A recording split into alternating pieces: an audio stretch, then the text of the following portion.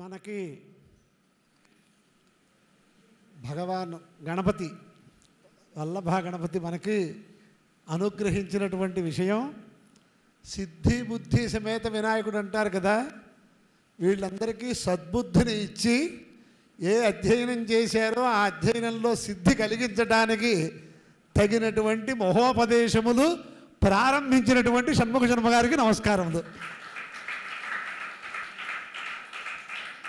ఇవాళ ఇంతవరకు 10 రోజుల నుంచి చాలా విశేషమైనటువంటి అనుష్ఠానంలో ఉన్నవారిని నేను శ్రమ పెట్టాను, ఈ కార్యక్రమాలు పెట్టి అని నేను అనుకున్నాను. కానీ ఇది ఆయన ఎంత హృదయపూర్వకంగా ఆ వేద శబ్దాన్ని నిర్వచించారో చూస్తూ ఉంటే ఈ రూపమైన ఆనందాన్ని ఆయనకి కలిగించాను అని కూడా నేను అనుకుంటున్నాను. తర్వాత వేద విషయంలో ఇంతమందిని ఇంతసేపు నిశ్శబ్దంగా ఉంటూ వినిపించేటటువంటి శక్తి ఆయనకి ఉంది కాబట్టే దత్తాత్రేయ స్వామి ఆయన ద్వారా మన పిల్లలకి మనకి ఈ బోధ చేస్తున్నాడు. తర్వాత చతుర్దశ విద్యాస్థానముల యొక్క స్వరూపం తెలియకపోతే వేద విషయం మాట్లాడటం చాలా కష్టం.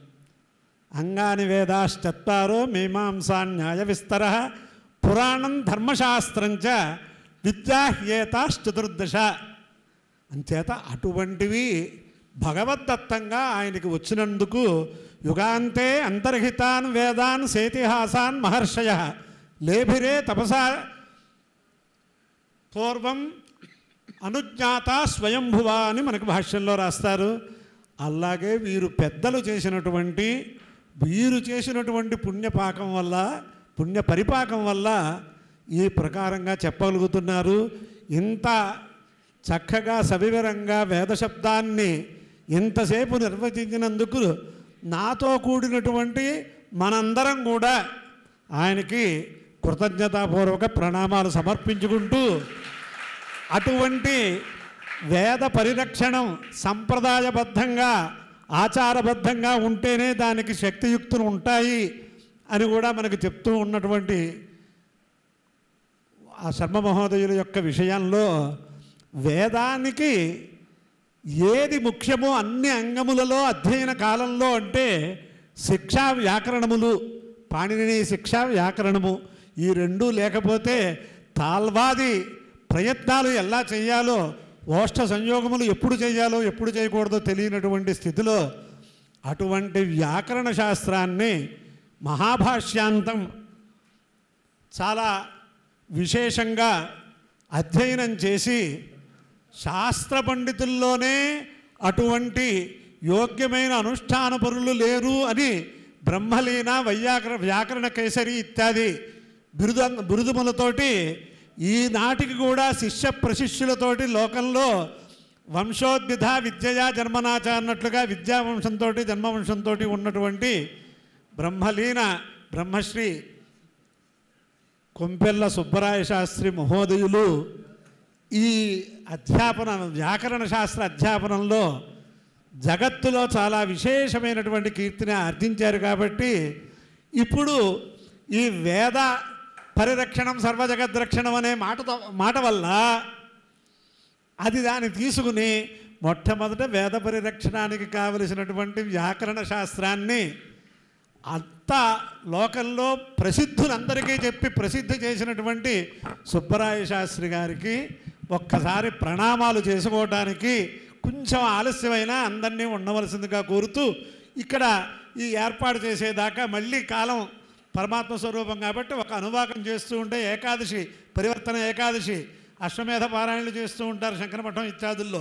అంచేత అశ్వమేధ మంత్రాలు చెబుతుంటే ఇదంతా జరుగుతుంది, అంతా చాలా సంగ్రహంగానే జరుగుతుంది. కానీ ఇవాళ వారు చెప్పినటువంటిది ఎవరికి ఏం తెలిసింది అని అనుకుంటే వేద శబ్ద విచారణ చేస్తే చెట్లకి కూడా చాలా విశేషమైనటువంటి ఫలం వచ్చింది అని దేవా వై బ్రహ్మన్న వదంత తత్పర్ణ ఉపాశృణోతు సుశ్రవా వై నామ. ఈ మోదుగు చెట్టు ఎందుకు వాడుతున్నామో దాన్నే ఎందుకు వాడాము అంటే ఈ బ్రహ్మ వేద విషయకమైన విచారణము దేవతలు ఎక్కడో అక్కడ చెయ్యాలి కాబట్టి ఆ బ్రహ్మవృక్షం దగ్గర చేస్తే దానికి సుశ్రవాహ శోభనం శ్రవ యస్యాసో. అందుచేత ఇవాళ మాకు ఏం తెలిసింది అని అనుకోకండి, అన్నిట్లికీ మూలమైనటువంటి వేద శబ్దాన్ని ఇవాళ మనకి ఉపదేశం చేశారు. పరివర్తన ఏకాదశి అని ముందు అనుకోండి. మనం ఎప్పుడైనా ఆయన దగ్గర అనేక మంది సుశిక్షితులయ్యారు అనుష్ఠానంలో. ఏ పంచాక్షరి మంత్రం తీసుకున్నా, ఏ మంత్రం తీసుకున్నా ఉపదేశ సమయంలోనే అన్నీ తెలిసిపోతాయని అనుకోకండి. అందుచేత ఆ ప్రకారంగా మీకు అందరికీ చాలా విశేషమైనటువంటి శ్రేయస్సు కలిగించడానికి పరమాత్మ ఈ అవకాశం ఇచ్చాడు. అందుచేత ఇగో కడియాల గణపాటి గారు కూడా వచ్చారు, చాలా సంతోషం. అంచేత సాంగ్రహణ్యేష్యజతే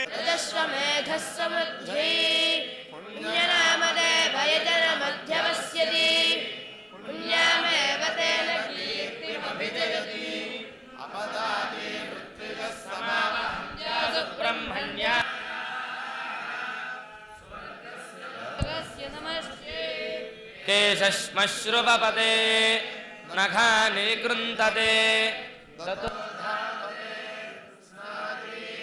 అహతం వాసః పరిధత్తే పాప్మనోపహత్యై వాచల్యత్వోపవసతి సువర్గస్య లోకస్య గుప్త్యై రాత్రిం జాగరయంత ఆసతే సువర్గస్య లోకస్య సమష్ట్యై పుష్పతిరవరుంధే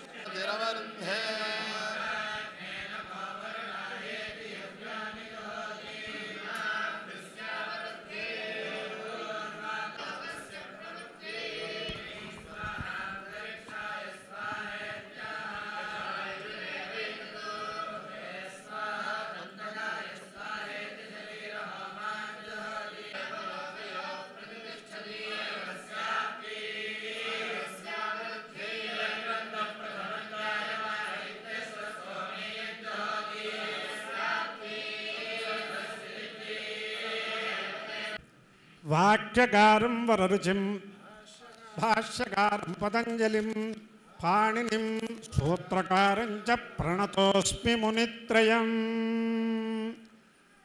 అనేది ప్రసిద్ధమైనటువంటి సంప్రదాయబద్ధమైనటువంటి అధ్యయన ఆరంభంలో చేసేటటువంటి ప్రార్థనా శ్లోకం. ఇక్కడ వాక్యకారం వరరుచి అంటే, భాష్యకారం పతంజలి అంటే, పాణినిం సూత్రకారంచ అంటే ఈ వ్యాకరణ సూత్రములన్నీ అనుగ్రహించిన వాడు పాణిని మహర్షి. దానికి వృత్తికారుడు వరరుచి, వాక్యకారం వరరుచిం, మహాభాష్యకర్త పతంజలి. ఈ ప్రకారంగా వ్యాకరణ శాస్త్రం ఈనాటికి శిష్య ప్రశిష్యులతోటి భారతదేశ వ్యాప్తంగా ఉంది. దాన్ని సత్శిష్యులకి బోధ చేశారు. ఎవరు చేశారు అని ఎవరైనా ప్రశ్న చేస్తే ఒకే ఒక మహానుభావులు పూర్వంలో విని ఉన్నాం, ఇప్పుడు చూస్తూ ఉన్నాం, ఆత్మావిపుత్రనామాసి అని. వారే వైయాకరణ కేసరి, బ్రహ్మలీన భాగవతోత్తములు, బ్రహ్మశ్రీ కొంపెల్ల సుబ్బరాయ శాస్త్రి మహోదయులు. వారి గురించి అంటే నాకు కూడా వారి పరమ గురువులు. నేను పెద్దల దగ్గర అధ్యయనం చేసినప్పుడు బ్రహ్మ విద్యా మహోదధి రాణి నరసింహశాస్త్రి గారు పాఠం చెప్పేటప్పుడు ఏదైనా సందర్భం వస్తే మా శాస్త్రి గారు ఇలా అనేవారు, మా శాస్త్రి గారు ఇలా అనేవారు అని చాలా బాగా నొక్కి వక్కాణించారు. అలాగే వారి కుమారులు మా గురుపుత్రులు రామకృష్ణ శాస్త్రి గారు ప్రస్తుతం తత్వవిధానంద సరస్వతి స్వామివారుగా ఉన్నారు. వారి ఉపన్యాసాల్లో ఎక్కడ ఎవరికి చెప్పినా ఏ విషయంలో వ్యాకరణ శాస్త్ర మర్యాదను చెప్పాలి అన్నా మా గురువుగారు, మా శాస్త్రి గారు ఇలా చెప్పేవారు అని ఇవాళకి కూడా అంటూ ఉంటారు. కావాలంటే మీరు వినండి. అటువంటి మహనీయులు కొంపెల్ల సుబ్బరాయ శాస్త్రి గారు, బహుపుత్రులు, బహుశిష్యోపేతులు.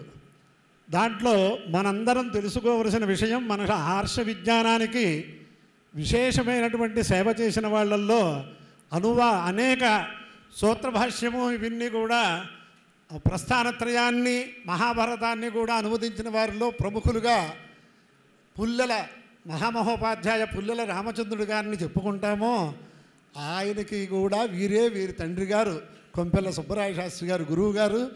అందుచేత ఆ ప్రకారంగా ఆయన వ్యాకరణ శాస్త్రాన్ని వారి దగ్గర ఎవరు చదువుకున్నా వారందరూ అనుష్ఠానమూర్తులుగా తీర్చిదిద్దినటువంటి మహామనీషి ఆయన.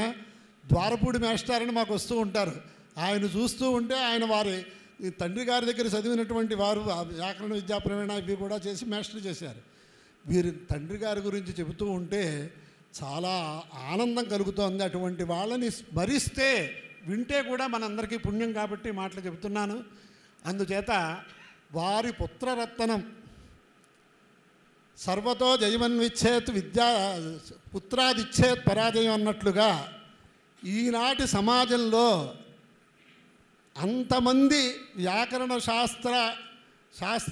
అంతమందికి వ్యాకరణ శాస్త్రం అధ్యాపనం చేసినటువంటి మహనీయులు ఇంకోరు ఉన్నారా అనే స్థితిలో అనేక మందికి ఈయన అధ్యాపనం చేశారు. వ్యాకరణ శాస్త్రం భాష్యాంతం మన వ్యాకరణాచార్య కొంపెల్ల సత్యనారాయణ శాస్త్రి గారు. ఈయన మహామహోపాధ్యాయ ఇత్యాది బిరుదాంకితులు. అందుచేత మా డాక్టర్ గారు మేము ఏం కోరామంటే ఒక్కసారి మీరు ఇక్కడికి వచ్చి మా షణ్ముఖ శర్మ గారు అందరూ అంటారు సూర్యుడిని నా గురించే అంటారు. తస్మాత్ సర్వ ఏవమన్యతే మాం ప్రత్యుదగాదితి. మా షణ్ముఖ శర్మ గారు ఇక్కడ చేస్తున్నటువంటి ప్రసంగ సమయంలో మీరు వచ్చి దత్తాత్రేయ ప్రసాదం స్వీకరించాలి అని మేము కోరాం. ఆయన ఏమన్నారంటే మీరు ఆయన వ్యాకరణ శాస్త్రం ఆచార్యులుగా అందరికీ తెలుసు, సమర్థుడు. ప్రక్రియా వ్యాకరణంలో ఈయనుంటే ఎవరు మాట్లాడరు. అంత సామర్థ్యం కలిగినటువంటి వ్యక్తి ఆయన మహానుభావులు. ఇంకా లౌకిక విషయాల్లో ఏది ఉన్నా కొండ బద్దలు కొట్టినట్టు మాట్లాడటానికి చాలా అగ్రగణ్యులు మా శాస్త్రి గారు, సత్యనారాయణ శాస్త్రి గారు. కానీ ఆయన అన్నమాట ఏమిటంటే ఆయన రాణి నృసింహశాస్త్రి గారి దగ్గర కూడా ప్రస్థానత్రయ భాష్యశాంతి చేశారు కాబట్టి మీరు ఉపాధికి చేస్తున్నారా విద్యకి చేస్తున్నారా అని ప్రశ్న చేశారు. ఈ ఉపాధి శాశ్వతం కాదు, జడము ఇవన్నీ మొత్తం అంతా చెప్పగలరు. ఇప్పుడు మనం ఆలస్యం అయిపోతుంది, ఇవాళ ఏకాదశి జాగరణ అయిపోతుంది. కానీ ఏదో మీరు అధ్యయనం చేశారు అనేక చెబుతున్నారు. ఆ ప్రసాదం ఇస్తే మీరు ఇంకా అనేక మందికి మీ పౌత్రుడితో సహా అనేక మందికి మీరు అధ్యాపనం చేయాలి, అందుకోసం దత్తప్రసాదం ఇస్తున్నాము అన్నాం. అలా అయితే మా నాన్నగారు చేసినటువంటి కృషి, ఆయన పుత్రులుగా మేము ఉన్నాం కాబట్టి ఆయన పేరిట నాకు ఇస్తేనే దీంట్లో నేను ఆ సభలోకి వస్తాను, లేకపోతే సభలో అడుగు పెట్టనని చెప్పారు. అంటే ఇక్కడ ఉన్నటువంటి వాళ్ళందరూ కూడా గురువులు యందు ఎంత విశ్వాసంతో ఉండాలో మనందరికీ కూడా మహామహోపాధ్యాయ బిరుదాంకితులైనటువంటి సత్యనారాయణ శాస్త్రి గారు పాఠం చెప్పారు అని నేను అనుకుంటున్నాను. అందుచేత ఆ ప్రకారంగా వారు వచ్చారు. మా డాక్టర్ గారు మేము మా కార్యవర్గ పక్షాన చేసినటువంటి అభ్యర్థనని మన్నించి వచ్చినందుకు, ఓపిక లేకపోయినా వచ్చినందుకు వారు మీరు వస్తారు అంటే మేము వస్తే శాస్త్రి గారు షణ్ముఖ శర్మ గారు ఉపన్యాసం వినటానికి కూడా వస్తానండి, నేను దీనికోసం కాదు అని అంత మమకారంగా చెప్పారు. అందుచేత సుబ్బరాయ శాస్త్రి గారికి గురించి చెప్పాలి అంటే ఎంతైనా ఉంటుంది. ఆయన శత జయంతి ఉత్సవాలు బాగా చేసి ఆయన పేరిట ఒక వేదశాస్త్ర పరిషత్తు నడిపిస్తూ చాలా విశేషంగా చేశారు. ఆయన యొక్క భాగవత పరిశ్రమ విన్ని వారి ముఖత మనం విందాం. కానీ వీరి యొక్క గొప్పతనం మనకి తెలుసున్నటువంటి అస్తమానం ఆయన్ని పుస్తకాలు రచించేటప్పుడు, సంస్కృత ఉద్గ్రంథాలు రచించేటప్పుడు మా డాక్టర్ గారు ఏ ప్రకారంగా సత్యనారాయణ శాస్త్రి గారితో సంవాదాలు ఇవన్నీ జరిగాయో ఒక్కసారి వారి గురించి 2 వాక్యాలు ఈయన చెప్పిన తర్వాత మనం పై కార్యక్రమంలో. రాజమహేంద్రవరంలో పేరెన్నిక కన్న మహామహోపాధ్యాయులు అనేక మంది ఏకకాలంలో కనబడుతూ ఉంటారు. వారందరిలోకి తలమానికంగా ఉన్నటువంటి పెద్దలు ఒక విశ్వనాథ గోపాలకృష్ణ శాస్త్రి గారు, ఒక కొంపెల్ల సత్యనారాయణ గారు, ఇలాగా సుమారు ఒక 6-7 మహామహోపాధ్యాయులు రాజమహేంద్రవరం రహదారుల మీద వెళుతూ ఉండడం గమనించినటువంటి ప్రదేశం ఇది. ఇంత విద్యా ప్రధానమైనటువంటి, సాంస్కృతిక ప్రధానమైనటువంటి ప్రదేశంలో ఎవరికి భారతదేశంలోనే కాదు ప్రపంచంలో ఎక్కడైనా సరే సంస్కృత వ్యాకరణం మీద కానీ ఒక ప్రయోగం మీద కానీ అనుమానం వస్తే దాన్ని తీర్చేటువంటి పెద్దలు మాత్రం కొంపెల్లి సత్యనారాయణ గారు. వారికి ప్రతిరోజు ఎన్నో ఫోన్లు వస్తుంటాయి, ఎక్కడెక్కడి నుంచో ఎవరెవరో చేస్తూ ఉంటారు. ఈ ఫలానా ప్రయోగం సరి అయినదేనా, ఇది సాధువేనా కాదా అని వాటన్నిటికీ కూడా ఓపికగా సమాధానాలు చెప్తూ ఉంటారు. వారు ఎంతోమంది విద్యార్థులని ఉదయం నుంచి సాయంత్రం వరకు శిక్షణ ఇస్తూనే ఉంటారు వారందరికీ. అటువంటి పెద్దలు మన మధ్య మసులుతూ ఉన్నారు. కొంపెల్లి సత్యనారాయణ గారి సమకాలీకులం మేము అని చెప్పుకోవడం మా అందరికీ ఒక గర్వం. అటువంటి వారికి చంద్రుడికో నూలుపోగల ఒక చిరు సత్కారం, చిన్న గౌరవాన్ని మేము చేసి మమ్మల్ని మేము కృతార్థులుగా అనుకోవాలి అనేటువంటి మా కోరికని మన్నించి వారు ఈరోజు వచ్చారు. వారి పట్టుదల చూస్తే నాకు ఆశ్చర్యమైంది. ఎలాగో అలాగా ఈ పురస్కారం వారికే ముట్ట చెప్పాలి, వారికే ఇవ్వాలి అని మేము ఎంత ప్రయత్నం చేశామో సుమారు 5-6 సార్లు వారితో మాట్లాడడము వెళ్ళడము అన్ని రకాలుగా జరిగినప్పటికీ కూడా వారు మాత్రం నేను ఆ మాటని మాత్రం దాటలేదు, ఆ పట్టుదల మీద ఉన్నారు. ఈ పురస్కారం నాకు కాదు ఇవ్వవలసింది, నన్ను ఇంత వాణ్ణి చేసిన మా తండ్రి గారికి ఇవ్వాలి అని మాత్రమే కూర్చున్నారు. కాబట్టి ఏదో వారిని ఇక్కడ కూర్చోబెట్టాం కానీ పురస్కారం వారు తీసుకోవడానికి అంగీకరించలేదు. అది వారి తండ్రి గారికే ఇస్తున్నామనే భావనతోటి మేము వారికి సమర్పణ చేస్తూ ఉన్నాం. మామూలుగా ఇటువంటి కార్యక్రమాలకి ప్రోటోకాల్ కింద అనేక రకాలు ఉంటాయి. కానీ మనం పత్రం పుష్పం ఫలం తోయమని వచ్చినటువంటి మహనీయులకి పత్ర పుష్పాదులతోటి మనం అర్చించిన తర్వాత మనం ఏదైనా వినాలి. అందుచేత ఒక్కసారి ఇక్కడ వేదస్వస్తి వారికి చక్కగా ఇవాళ ఏకాదశి నాడు వాళ్ళ పౌత్రుడు అరుణ పాఠం పూర్తి చేసుకుని ఓసారి ఆయనకి ఇవాళ దక్షిణగా ఏం చేస్తామంటే అరుణ పాఠాన్ని చెప్పి రమ్మన్నాం. అంచేత ఆయనకి ఆరోగ్యం కలిగినట్లుగా ఇంకా విశేషంగా అధ్యాపనం చేసేటట్టుగా కడియాల సీతారామకనపాటి గారు ఒక్క ఘనమనస అందిస్తే అది జరుగుతూ ఉంటుంది, విని జరిగిపోతాయి. అంచేత మీరు ఒక్కటే ఉన్నారు, వచ్చారు. అమృతాదమృతా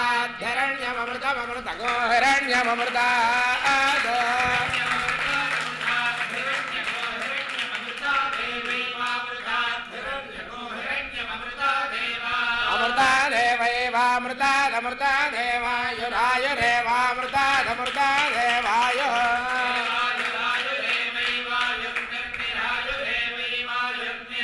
ఆయుర్నిర్నిరాయురాయుర్నిష్పిభది విభది నిరాయురాయుర్నిష్పిభది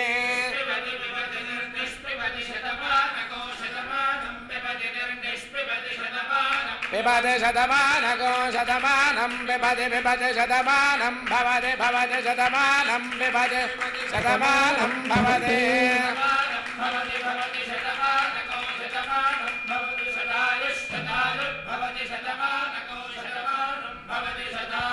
శతమానమితి శతమానం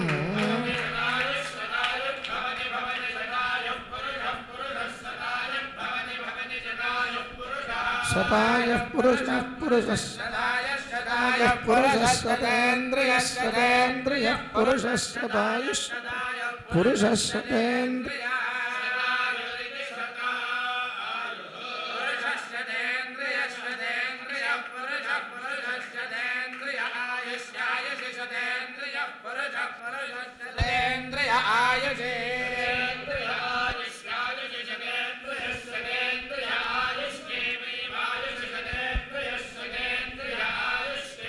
శతేంద్రియ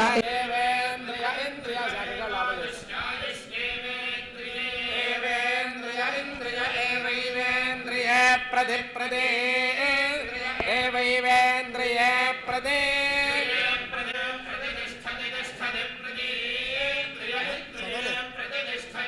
ప్రతిష్టది ప్రదే ప్రదే ప్రదే ఖలు యావదే ఖలు ఖలు యావదే సమా యావదే ఖలు ఖలు యావదే సమా ఆయుష్మంతం వర్చస్వంతం అధిపతిం విశా అస్యా పృథివ్యా అధ్యక్షం ఇమమింద్రవృషభం కృణు. మొట్టమొదటిగా మన సద్గురు బ్రహ్మశ్రీ సామవేదం షణ్ముఖ శర్మ గారు మాకు ఎంత సులభలో మాకు అర్థమైపోతుంది ఇప్పుడు. అంటే అన్ని చోట్ల ఆయన సద్గురు శబ్దవాచ్యులు అయితే ఇక్కడ ఒక ఆత్మీయులు అయిపోయారు మాకు. అందుచేత ఆయన్ని ఇంత శ్రమ పెట్టి ఇక్కడ ఎట్టే పెట్టాం అందుచేత క్షమించవలసిందిగా కోరుతూ, ఇప్పుడు పత్రం పుష్పం ఉన్నప్పుడు పత్ర సమర్పణ. ఈ పత్రం ఎవరు చదివితే బాగుంటుంది అంటే, ఈ మనకి మధురైన ప్రారంభతే మధురైన సమాప్తతే అన్నట్లుగా డాక్టర్ నారాయణరావు గారు చదివితేనే అది బాగుంటుంది. తర్వాత వారికి అది ఇచ్చిన తర్వాత తజ్మా కార్యక్రమంలోకి వెళ్దాం.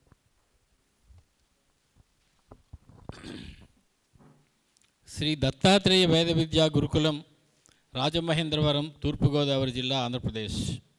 పండిత వరేణ్య పురస్కారము. భారతదేశంలో అనేక మంది సత్శిష్యులను ఉత్తమోత్తమ పండితులుగా తీర్చిదిద్ది వ్యాకరణాధ్యాపక రత్నంగా శ్రీ శ్రీ శ్రీ జగద్గురువుల చేత, పండిత శ్రేష్ఠుల చేత కీర్తింపబడి వ్యాకరణ శాస్త్ర పండితులలో అత్యంత శ్రేష్ఠులుగా సదాచార అనుష్ఠాన అధ్యయన అధ్యాపములతో విద్యావంశమును జన్మవంశమును తీర్చిదిద్దిన ఋషికల్పులు, శ్రీ వ్యాస భాగవత రసాస్వాదనము చేసిన ధన్యజీవులు, వైయాకరణ కేసరి, వ్యాకరణ విభూషణ బ్రహ్మశ్రీ కొంపెల్ల సుబ్బరాయ శాస్త్రి మహోదయులకు అనేక సాష్టాంగ ప్రణామములు ఆచరించి, ఆ సమయంలో వారిని సత్కరించే భాగ్యము మాకు కలగనందున ఆత్మావై పుత్రనామాసి అను శృత్యుక్త ప్రకారముగా వారి వద్దనే సుశిక్షితులైన వారి పుత్రరత్నము మహామహోపాధ్యాయ వ్యాకరణాచార్య బ్రహ్మశ్రీ కొంపెల్ల సత్యనారాయణ శాస్త్రి మహోదయుల ద్వారా ప్రవచన విరించి ఆర్ష విజ్ఞాన సముద్ధరణ దీక్షిత సద్గురు సామవేదం షణ్ముఖ శర్మ గారి సమక్షమున మా గురుకులముచే పండిత వరేణ్య అను బిరుదముతో కూడిన సత్కారమును సమర్పించుచున్నాము. సదాచార సత్కర్మానుష్ఠానపూర్వకముగా విశిష్ట అధ్యయన అధ్యాపనములతో శాస్త్ర పరిరక్షణకు తమ అద్వితీయ అనితర సాధ్యమైన కృషికి శతధ సహస్రధ అనేక సాష్టాంగ ప్రణామములు. వేదాధ్యయన పరంపరాభివృద్ధికి మేము చేయు ఈ చిరు ప్రయత్నమునకు సర్వదా ఆశీస్సులను అనుగ్రహించ ప్రార్థన. శ్రీ విశ్వావసునామ సంవత్సర రజతోత్సవములు 3/9/2025. కార్యవర్గ సభ్యులు శ్రీ దత్తాత్రేయ వేద విద్యా గురుకులం.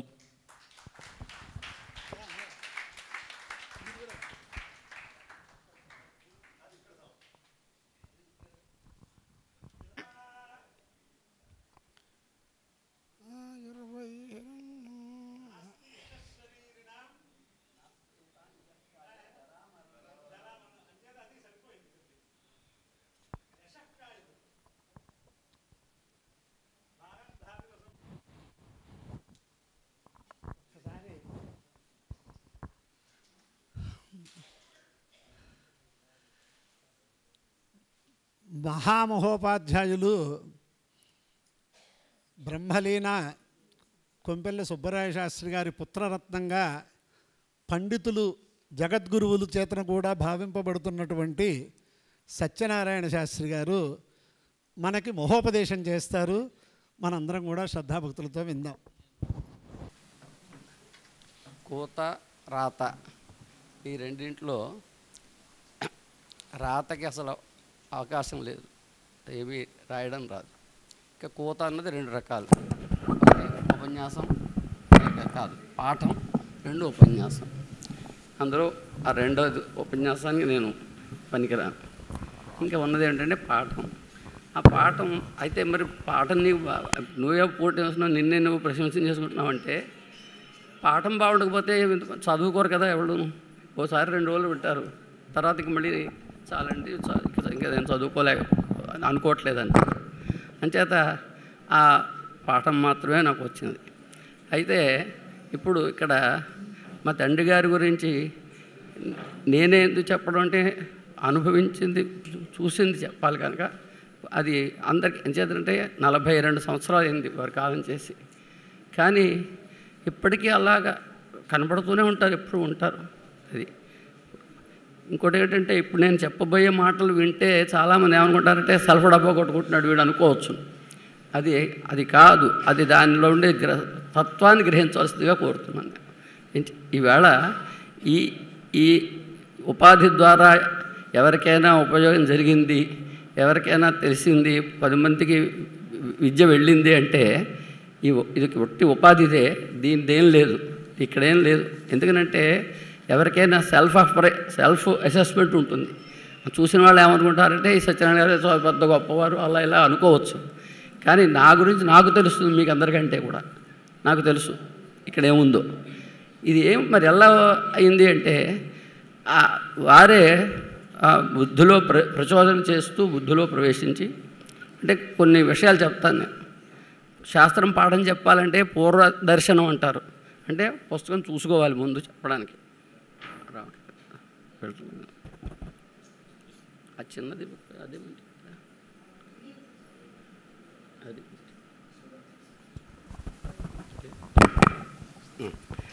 పూర్వదర్శనం కావాలి, పుస్తకం చూడాలి పాఠం చెప్పాలంటే.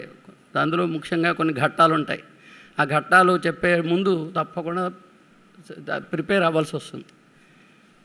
ఏమో తెలియదు మరి, ప్రధానంగా నేను చెప్తాను. నాకు ప్రధానమైనది ఏంటంటే పుస్తకారి నా గురించి నేను చెప్పుకునే మాట. అంటే పుస్తకం చూడడం అలవాట్లేదు. పుస్తకం చూడకపోతే ఎలా చెప్పేవంటే పాఠం కూర్చొని మనోపాణిని అనగానే వారు వాక్లో ప్రవేశించి చెప్పించారు తప్ప నా ప్రయోజకత్వం ఏమీ దాంట్లో లేదు. ఏం చేద్దానంటే వారి దగ్గర అసలు ఒకసారి వారి గురించి కొన్ని చెప్పాలి. 1910లో ఋషిమండలం, ఈవేళ ఋషిమండలం అంటున్నారు, ఆ ఋషిమండలంలో జన్మించారు. మా తాతగారు కొంపెల సుబోధనలు గారు. 3 వేద పాఠశాలలో ఆయన అధ్యాపకులు. 7 కుమారులు, 1 కుమార్తె. ఈ 7 కుమారులలో కొంతమందికి వివాహం అయ్యి పిల్లలు కూడా. ఆయనకి 10 రూపాయల జీతం ఇచ్చేవారు ఆ పాఠశాలలో. ఈ 10 రూపాయల జీతంతో నెల గడవలసిందే తప్ప ఆ పక్కనేనండి కొద్ది దూరం పెడితే ఒక 116 రూపాయలు అంటే చూడండి, ఆ రోజుల్లో 116. దాన్ని వాళ్ళకి మరి కడితే ఎంత ఉంటుందో తెలియదు. ఇస్తున్నారన్నా సరే వెళ్ళడం అనేది లేదు. ఈ 10 రూపాయల జీతంతో పనిచేయడం అంతే. అయితే ఏమిటంటే ఒక క్రమశిక్షణ. ఒక వారం శుక్రవారం సంతనాడు ఒక వీస గానును తెచ్చేవారు. ఈ వీసతోటి ఆ వారం గడవలసిందే తప్ప మధ్యలో పట్టుకొచ్చి నూనె అయిందని చెప్పాక అక్కడ అది ఉంటుంది దాన్ని టిఫిన్ కారీ అది పెడితే ఒక పెడిమని తాపుతాను వారు. అంటే దాంతో అలా గడుపుకోవాలి అంతే తప్ప ఈ లౌకికమైనటువంటి భౌతికమైనటువంటి ఏ విధమైనటువంటి సుఖభోగాలు అటువంటి వాటిని ఆశించకుండా అలా అక్కడ ఆయన అధ్యాపనం చేశారు. మా తండ్రి గారు 6వ కుమారులు మా తాతగారికి. ఆయన 1910లో జన్మించారు. 5వ తరగతి వరకు స్కూల్లో చదువుకున్నారు, ఎలిమెంటరీ స్కూల్లో. ఆ రోజుల్లో 5వ తరగతి అంటే ఈవేళ ఎంఏ వాడు కూడా నా ఉద్దేశంలో వాళ్ళతో సరే పోలరేమో అనిపిస్తుంది. చదువుకున్న తర్వాత మా మేనత్త గారి భర్త జయంతి సూర్యనారాయణ శాస్త్రి గారు, అది ఎక్కడ ద్రాక్షారామ, అక్కడ పైండావారి సత్రం వాడి పాఠశాల గుడిని ఆనుకునే ఉంది పైండావారి సత్రం. అక్కడ భోజనం పెట్టేవారు, అక్కడ ఉంటూ చదువుకున్నారు. ఇప్పుడు మనకి చదువుకోవడానికి గురు శుశ్రూషయా విద్య పుష్కలిర ధనైనవా అథవా విద్యయా విద్య చతుర్థో నోపలభిదన్నారు. అందులో మన తండ్రి గారి దగ్గర ఉన్నది ఏమిటంటే ఆ మొదటి ఉపాయం ఒక్కటే, గురు శుశ్రూష ఒక్కటే చెప్పేవారు నాకు. గురుగారు ఇల్లు కట్టేవారట. ఇల్లు కడుతూ ఉంటే అప్పుడు మట్టి ముద్దలు తొక్కాలట, తొక్కి అది మట్టి కీటు వేసేవారని చెప్పారు. ఆ కీటు వేసి ముద్దమే ముద్ద అంటే బాగా తొక్కాలి, తొక్కి ఆ ముద్దమే ముద్ద వేస్తే అది ఎంత బరువు అంటే గుణపం పెట్టి కొట్టినా సరే ఊడి పడదట. అంటే అటువంటి గురు శుశ్రూష చేస్తూ చదువుకుంటుంది బావగారి దగ్గర. ఇది లేదు, గురువుగారు అంతే. ఇప్పుడు గురుస్మరణ.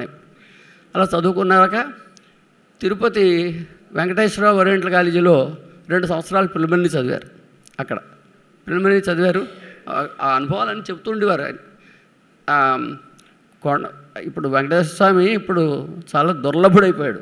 ఆయన అప్పుడు చాలా సులభంగా ఉండేవారు. తెల్లగారగట్ట 3 గంటలకు లేచేసి కొండెక్కేసేవారట, వెళ్ళిపోవడమే. పెడుతూ ఉంటే పులి గాండ్రింపులు వినపడుతూ ఉండేవట. వినపడుతున్నా సరే వెళ్ళడం, మళ్ళీ సూర్యోదయం తెల్లారేటప్పటికి కిందకి దర్శనమే వచ్చేసాడనట. ఏం చేతనంటే మళ్ళీ చదువుకోవాలి, ఆ చదువుకేమీ విఘ్నం కలగకూడదు, దైవదర్శనానికి వెళ్ళినా. అలా చదువుకున్నారు. ఆ చదువుకున్న తర్వాత మద్రాసు వెళ్ళి అక్కడ రాయాలి పరీక్ష. మద్రాసు యూనివర్సిటీ ఒకటే, మన రాష్ట్రం పేరు మద్రాసు రాష్ట్రం. అప్పటికి ఆంధ్ర రాష్ట్రం ఏం లేదు, మద్రాసు రాష్ట్రం అని పేరు. అందుకనే ఇప్పటికి కూడా మద్రాసీలనే అంటుంటారు. ఆ మైలాపూర్ కాలేజీలో అక్కడ సంస్కృత కళాశాలలో ఉండి పరీక్ష రాశారట వ్యాకరణ శిరోమణి. పరీక్ష రాస్తే ఆయన చాలా బాధ వచ్చిందట, మనం ఇక్కడ చదువుకోలేకపోయాము. అందుకని ఆ చదువు శిరోమణి పాస్ అయిన తర్వాత ఇంకో విశేషం చెప్తాను మీకు. తర్వాత ఇంకా ఉన్నాయి చాలా చెప్పాల్సినవి. ఇవాళ కొంచెం ఆలస్యం అవుతుంది, కానీ నేను ఇవాళ చెప్తున్నది పండితుల గురించి ఎవరికి మాట్లాడడం నేను చెప్పాను, ముందే చెప్పాను కోత రాదని. విద్యార్థుల కోసం, ఇక్కడ ఉన్న విద్యార్థులకు వాళ్ళకి తెలియడం కోసం చెప్తున్నాను. వాళ్ళు అటువంటి ఆదర్శ జీవితం ఎలా ఉంటుందో తెలుసుకోవడం కోసం. అయితే ఏం చేశారంటే ఈ నరేంద్రపురం పాఠశాలలో ప్రవేశించారు. వ్యాకరణ శిరోమణి 3rd క్లాస్, అది చెప్తుండే ఆయన 3rd క్లాస్.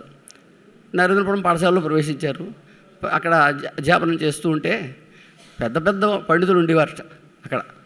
అంతకుముందే భమిడి కృష్ణావధానులు గారు అని చెప్పి పేరు అవధానులు గారు, ఆయనకి మంచి శాస్త్ర పండితులు ఆయన. అలాంటి పండితులు అందరూ ఉండేవారు. అప్పటికి మరి 20 సంవత్సరాల వయస్సు. ఆ వయస్సులో అక్కడ ప్రవేశిస్తే వాళ్ళందరి దగ్గర మాట మనగా చెప్తూ ఉండేవారు. ఏదో విషయంకి ఈ సూత్రం వర్తించదా అండి, ఈ రూపం ఎలాగానే ఏదో అడిగేస్తాయి. అంత పెద్ద ఆయన ఈయన అడగడమే విచిత్రం. అడిగితే మా నాన్నగారు వినయంగా ఏం చేద్దాం, పెద్దవారు అడిగింది, ఈ సూత్రం వర్తించదా అండి అన్నారట. ఆయన అన్నారట, ఎందుకు వర్తించదు, తోస్తే సరే అన్నారట.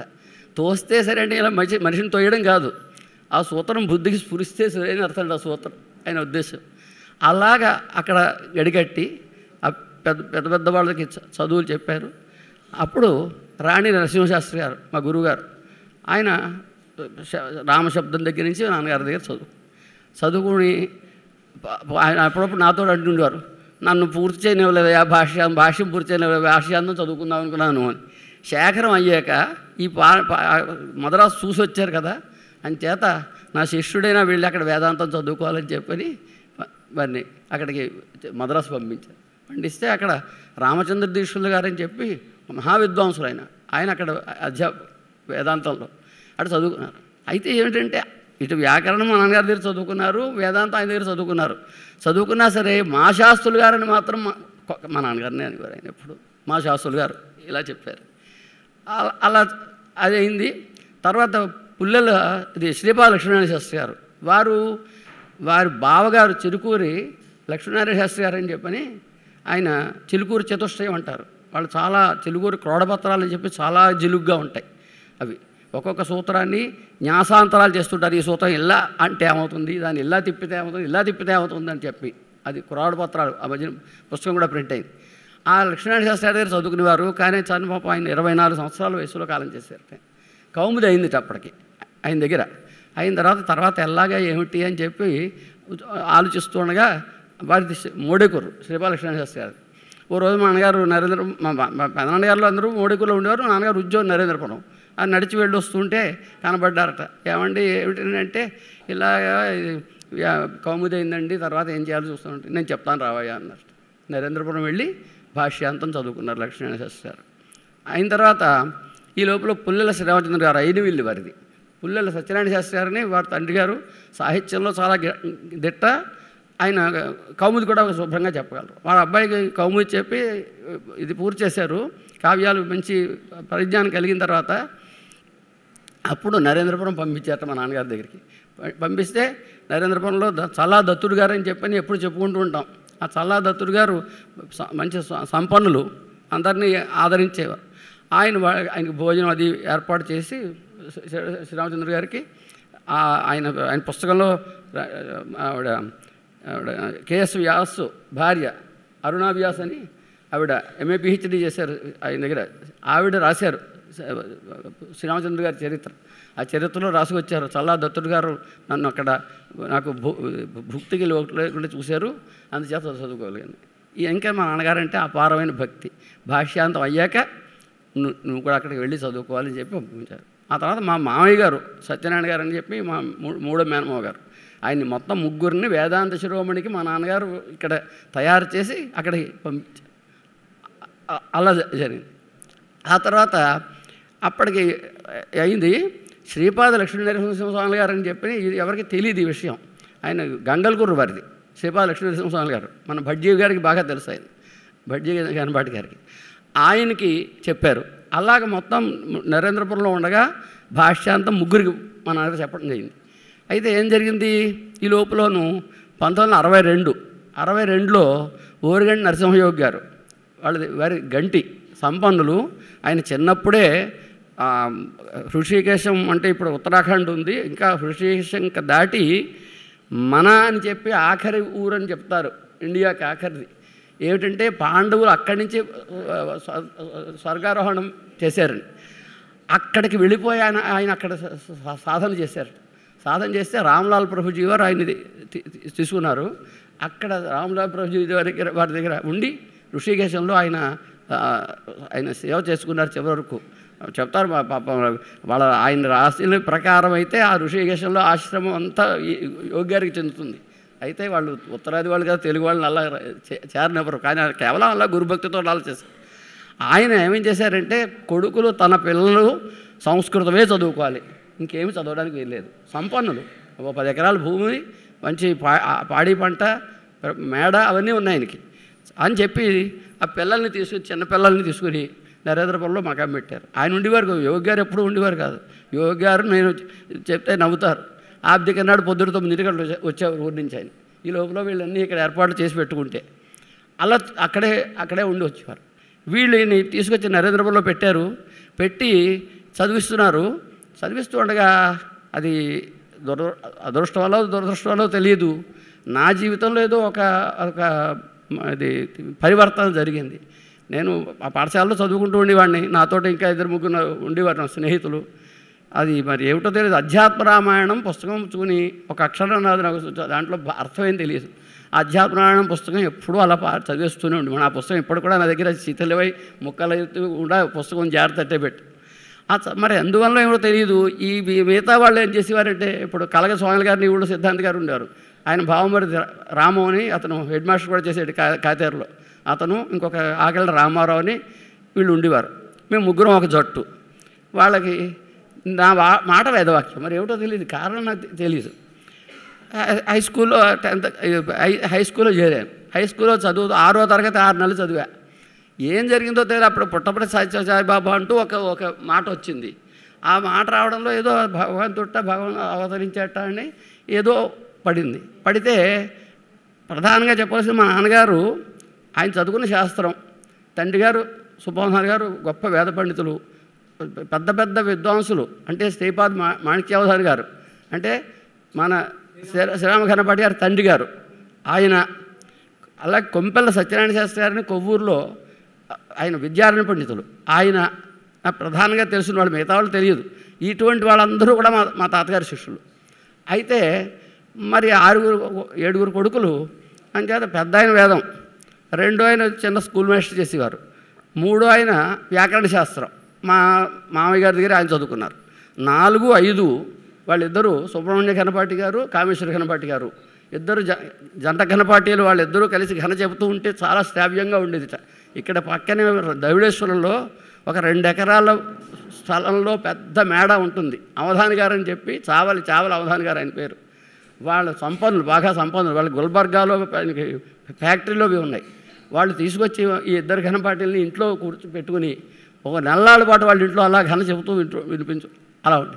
అంచేత ఏమైందంటే మళ్ళీ మా నాన్నగారి దగ్గర వచ్చేప్పటికి శాస్త్రంలో పెట్టారు, వ్యాకరణ శాస్త్రం. కానీ మా నాన్నగారిది ఎప్పుడూ ఒకటే ఆ వేదం వేదం వేదం వేద విదేకల దత్తం ఇదే చెప్తుండేవారు ఎప్పుడు.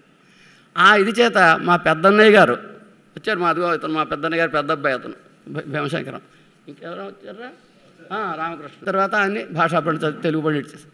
2వ అన్నయ్య గారు మూలం అయిన తర్వాత ఆయన భాషాపరణ చదివించారు. అయితే ఆ రెండో అన్నయ్య గారు చదువు అప్పుడు పూర్తి అవ్వలేదని మన కళ్యాణ గణపతి గారి అనుగ్రహంతో 84 పన్నాలు 84 పన్నాలు పితృమేధం ఆయన తీసుకెళ్ళి కోట్లింగాల గుళ్ళో కూర్చోబెట్టి చెప్పారు మా అన్నయ్య గారికి. అలా ఆయన వేదం పూర్తి చేసుకుని జీవితాంతం ఆయన ఎప్పుడూ ఆ పుస్తకం వచ్చి అలా పారాయణ చేసుకుంటూనే ఉంటారు. కొంతమందికి చెప్పారు కూడా, కొంతమంది ఆయన దగ్గరకు వచ్చి మా చిన్నయ్య గారి దగ్గర రామకృష్ణ గారి దగ్గర చదువుకుని. సరే ఆ 3 ఆయన దగ్గర వచ్చేప్పటికి ఏమైందంటే అక్కడ అరవింద్ ఘోష్ గారు అని చెప్పి ఒక హెడ్ మాస్టర్ వచ్చారు. ఆయన అందరినీ దీంట్లో పెట్టేస్తారు ఏమిటండి, ఆ అబ్బాయి చదువుకుంటున్నాడని చెప్పి మా 3వ అన్నయ్య గారు సూర్యనారాయణ గారు రాలేకపోయారు ఇవాళ ఇక్కడికి. ఆయన్ని స్కూల్లో హై స్కూల్లో పెట్టారు. హై స్కూల్లో SSLC వేశారు. అయితే SSLC అయ్యాక మాత్రం ఆయన మళ్ళీ భాషా పండిట్ చదివి తెలుగు పండిట్గా ఆయన వచ్చారు. అదిగో మా అన్నయ్య గారు 4వ అన్నయ్య గారు శివరాముడు గారు. ఏం జరిగింది, నేను ఈ పుట్టభర్తి కథ చెప్తున్నాను కదా, ఈ 62లో ఆయన వాళ్ళు వచ్చారు. ఈ 63లో మరి ఎందువల్ల జరిగిందో నాకు ఆ పుట్టభర్తి సాయిబాబా అక్కడ వేద పాఠశాల ఉందిట, నేను వేదం చదువుకుంటాను. వేదం చదువుకుంటానంటే మా నాన్నగారు ఆయనకి ఇంద్రపద వచ్చేసినట్టు భావించేసేవారు. అందుకోసం నన్ను ఒడుగు చేసేసి పుట్టభర్తి తీసుకెళ్ళిపోతే అక్కడికి ఆయనకి ఏదో అది మరి ఏమన్నాలో చెప్పలేము, ఏదో సాక్షాత్కారంలో ఏదో జరిగింది. దాంతో నన్ను అక్కడ పెట్టేసి నాన్నగారు కూడా ఉండిపోదాం అనుకున్నారు పాఠశాలలో. అక్కడ వాళ్ళు ఉండిపోమన్నారు, సాయిబాబా గారు అక్కడ ఉండిపోమన్నారు. ఉండిపోమంటే ఉండిపోయి ఇంటికి ఉత్తరం రాస్తే ప్రైవేట్ మేనేజ్మెంటు 3 months నోటీస్ ఇస్తే కానీ మీరు వెళ్ళడానికి వీళ్ళు ఎలా ఉండిపోతారు అక్కడ అంటే, పాపం రాణి నరసింహేశ్వర గారు అన్నగారు రాణి సుబ్రహ్మణ్యం గారు ఆయనకి ఏం భక్తి తక్కువ. ఆ రోజుల్లో వేద పండితులకు ఏం లేదండి, ఒక ఆశ్చర్యం వస్తుంది. ఇప్పుడు ఉన్న వేద పండితులు కనీసం 1,50,000 మోటార్ సైకిల్ లేనటువంటి వేద పండితులు లేరు ఇవాళ. కారా ఇంకా నేను తక్కువే చెప్పానేమో. కానీ తాటాకు పెట్టి ఉండేవి, ఒక పర్సులో ఏం కాదు. ఆ తాటాకు పెట్టి అల్లుకుని దాంట్లో పావల, బేడ, అణ, రూపాయి అంటే చాలా ఎక్కువ, 1000 రూపాయల సత్కారం లెక్క. అవన్నీ దాంట్లో పెట్టుకుని దానికి మళ్ళీ మూత పైన పెట్టి ఆ రెండింటికి వెళ్ళి పురుకొస్తాడు కట్టుకుని వెళ్ళేవారు పాపం. అది శ్రావణి అని చెప్పి పాపం. అప్పుడు ఈ సభలోవి ఏం లేవు. దానిచేత ఈ వాళ్ళు వచ్చి నేను చదువుతానన్నప్పుడు మా నాన్నగారు ఆంధ్రప్రదేశ్ అక్కడ తీసుకెళ్ళారు. సుబ్రహ్మణ్యం గారికి పాపం ఆయన సరైన ఇది లేదని చెప్పి ఆయన ప్రవేశపెట్టేశారు అక్కడ. మా నాన్నగారు ఇంటికి వచ్చేసారు, నన్ను అక్కడ వచ్చేసి 3 నెలలు నోటీసు కదా, మే నెలాఖరు అయ్యేటప్పుడు ఈ నోటీస్ ఇచ్చేస్తే 3 నెలలకి పూర్తయిపోయింది. అయిపోయాక మొత్తం నరేంద్రపురం కామాటం అంతే ఎత్తేసుకొని మరి తీసుకుని పుట్టభర్తి వెళ్ళి అక్కడ మొత్తం మీద 8 మాసాలు నేను అక్కడ వేదాధ్యయనం చేశాను. నా దురదృష్టం ఏంటంటే నా దాంట్లో నమ్మకం, చమకం ఈ 2 మాత్రమే నా దగ్గర మిగిలినాయి. చమకం కూడా పూర్తి అనడానికి లేదు, ఏంటంటే ఇంకా 35 పర్సలు ఉండిపోయేట. అది ఈ ఉపాధికి అవకాశం ఏం లేదు, ఇంకా అది వస్తుందని అనుకోవడానికి లేదు. విశేషం ఏంటంటే అన్ని గురువులందరినీ స్మరించుకోవాలి. ప్రకాశ్ శాస్త్రి గారి చేత వేద పాఠశాలను ప్రారంభం చేయించారు. ఆ వేళ చేస్తే ఆయన మరి అందరూ మామూలుగా ఏదో ప్రజాపతరంగా అయితే మరొకటి మొదలు పెడతారు. ఆయన మరి ఎందుకో తెలియదు నమ్మకం ప్రారంభం చేశారు. ఆయన ఆ నమ్మకం అది నేను ఇప్పుడు ఆయనకి నేను గురువుగారు అని చెప్పి ప్రకాశ్ శాస్త్రి గారిని అనుకోవడానికి కారణం ఆ నమ్మకం ప్రారంభం చేసింది. తర్వాత చెరుకుమిల్లి కామధాన్ గారిని ఘనపాటి గారు, ఆయన ఈ రాణి సుబ్రహ్మణ్యం గారు వీళ్ళు చెప్పారు. ఆ నమ్మకం చమ్మకం మాత్రం మిగిలాయి. మిగతావన్నీ కూడా ఏదో కొన్ని అది ఇది అనుకుంటూ ఉంటాను, కానీ అవేమీ మిగలలేదు. ఇది అయ్యి మేము అక్కడి నుంచి మా 8 మాసాలు 6 మాసాలు మా నాన్నగారు ఉన్నాక ఆయనకి అక్కడ ఉన్న విషయం తత్వం అవబోధ అయిపోయింది. చేరి మూర్ఖుని మనసు రంజింపరాదు అన్నదాన్ని చేరి మూర్ఖ బ్రాహ్మణుని మనసు రంజింపరాదు అని చదివేట. దాంతో మా నాన్నగారికి అవగతమైంది. సరే బయలుదేరేసి సాయిబాబా దగ్గర నన్ను తీసుకెడితే వెళ్ళిపోతున్నారని చెప్పి అంటే మళ్ళీ వస్తున్నామని చెప్పే బయలుదేరి వచ్చారు. నన్ను పక్కన కూర్చోబెట్టి ఒకరిని చేత అంటే పెట్టి తర్వాత పెడుతున్నామని చెప్పేసి ఆయన 300 రూపాయలు దోఖర్చులు ఇచ్చి పంపించారు. 150 రూపాయలు అవుతుంది మనిషికి రావడానికి. 300 ఎందుకు ఇచ్చారంటే మళ్ళీ వెనక్కి రావడానికి అని చెప్పి ఇచ్చి పంపించారు. వచ్చేసారు. వచ్చిన తర్వాత మళ్ళీ నేను ఇంకా అక్కడ వెళ్ళేదన్నారు. అప్పుడు ఈ లోపల పాపం ఏమైందంటే గురుప్రసాద్ ఈ యోగి గారి పిల్లలు వాళ్ళని ఇంకా ఆయన ఇక్కడ మరి శాస్త్రి గారు లేరని చెప్పి మోడీకూరు తీసుకెళ్ళిపోయారు. మోడీకూరులో అక్కడ ప్రవేశపెట్టారు రాణి నరసింహేశ్వరరావు దగ్గర. అక్కడ ఆ సమయంలో ఇక్కడికి వచ్చేసిన తర్వాత మోడేకూరు కాలేజీలో రమ్మని మన అన్నారు. అయితే ఉంటాయి పెద్ద విద్వాంసులైనా కొంచెం అసూయలు ఉంటాయి. అక్కడ మా నాన్నగారిని ఏమంటే మీరు ముక్తావళి పాఠం చెప్పగలరా అని అడిగారట. స్పష్టంగా చెప్పేవారు. ఎక్కడ అసలు దాంట్లో ఉండేది ఆయన నాకు ఆయన ఇచ్చినటువంటి ఇదేమిటంటే నీకు వచ్చింది వచ్చినట్టు చెప్పు, వచ్చింది తెలుసునని చెప్పు, తెలియంది తెలియదు అని చెప్పు. పాఠం చెప్పినప్పుడు నువ్వు తప్పు చెప్పేవని గ్రహిస్తే ఆలస్యం అవుతుంది కొంచెం. అయితే మీరు పాపం పెద్దవారు మిమ్మల్ని ఇక్కడ కూర్చోబెట్టిన అవుతాను.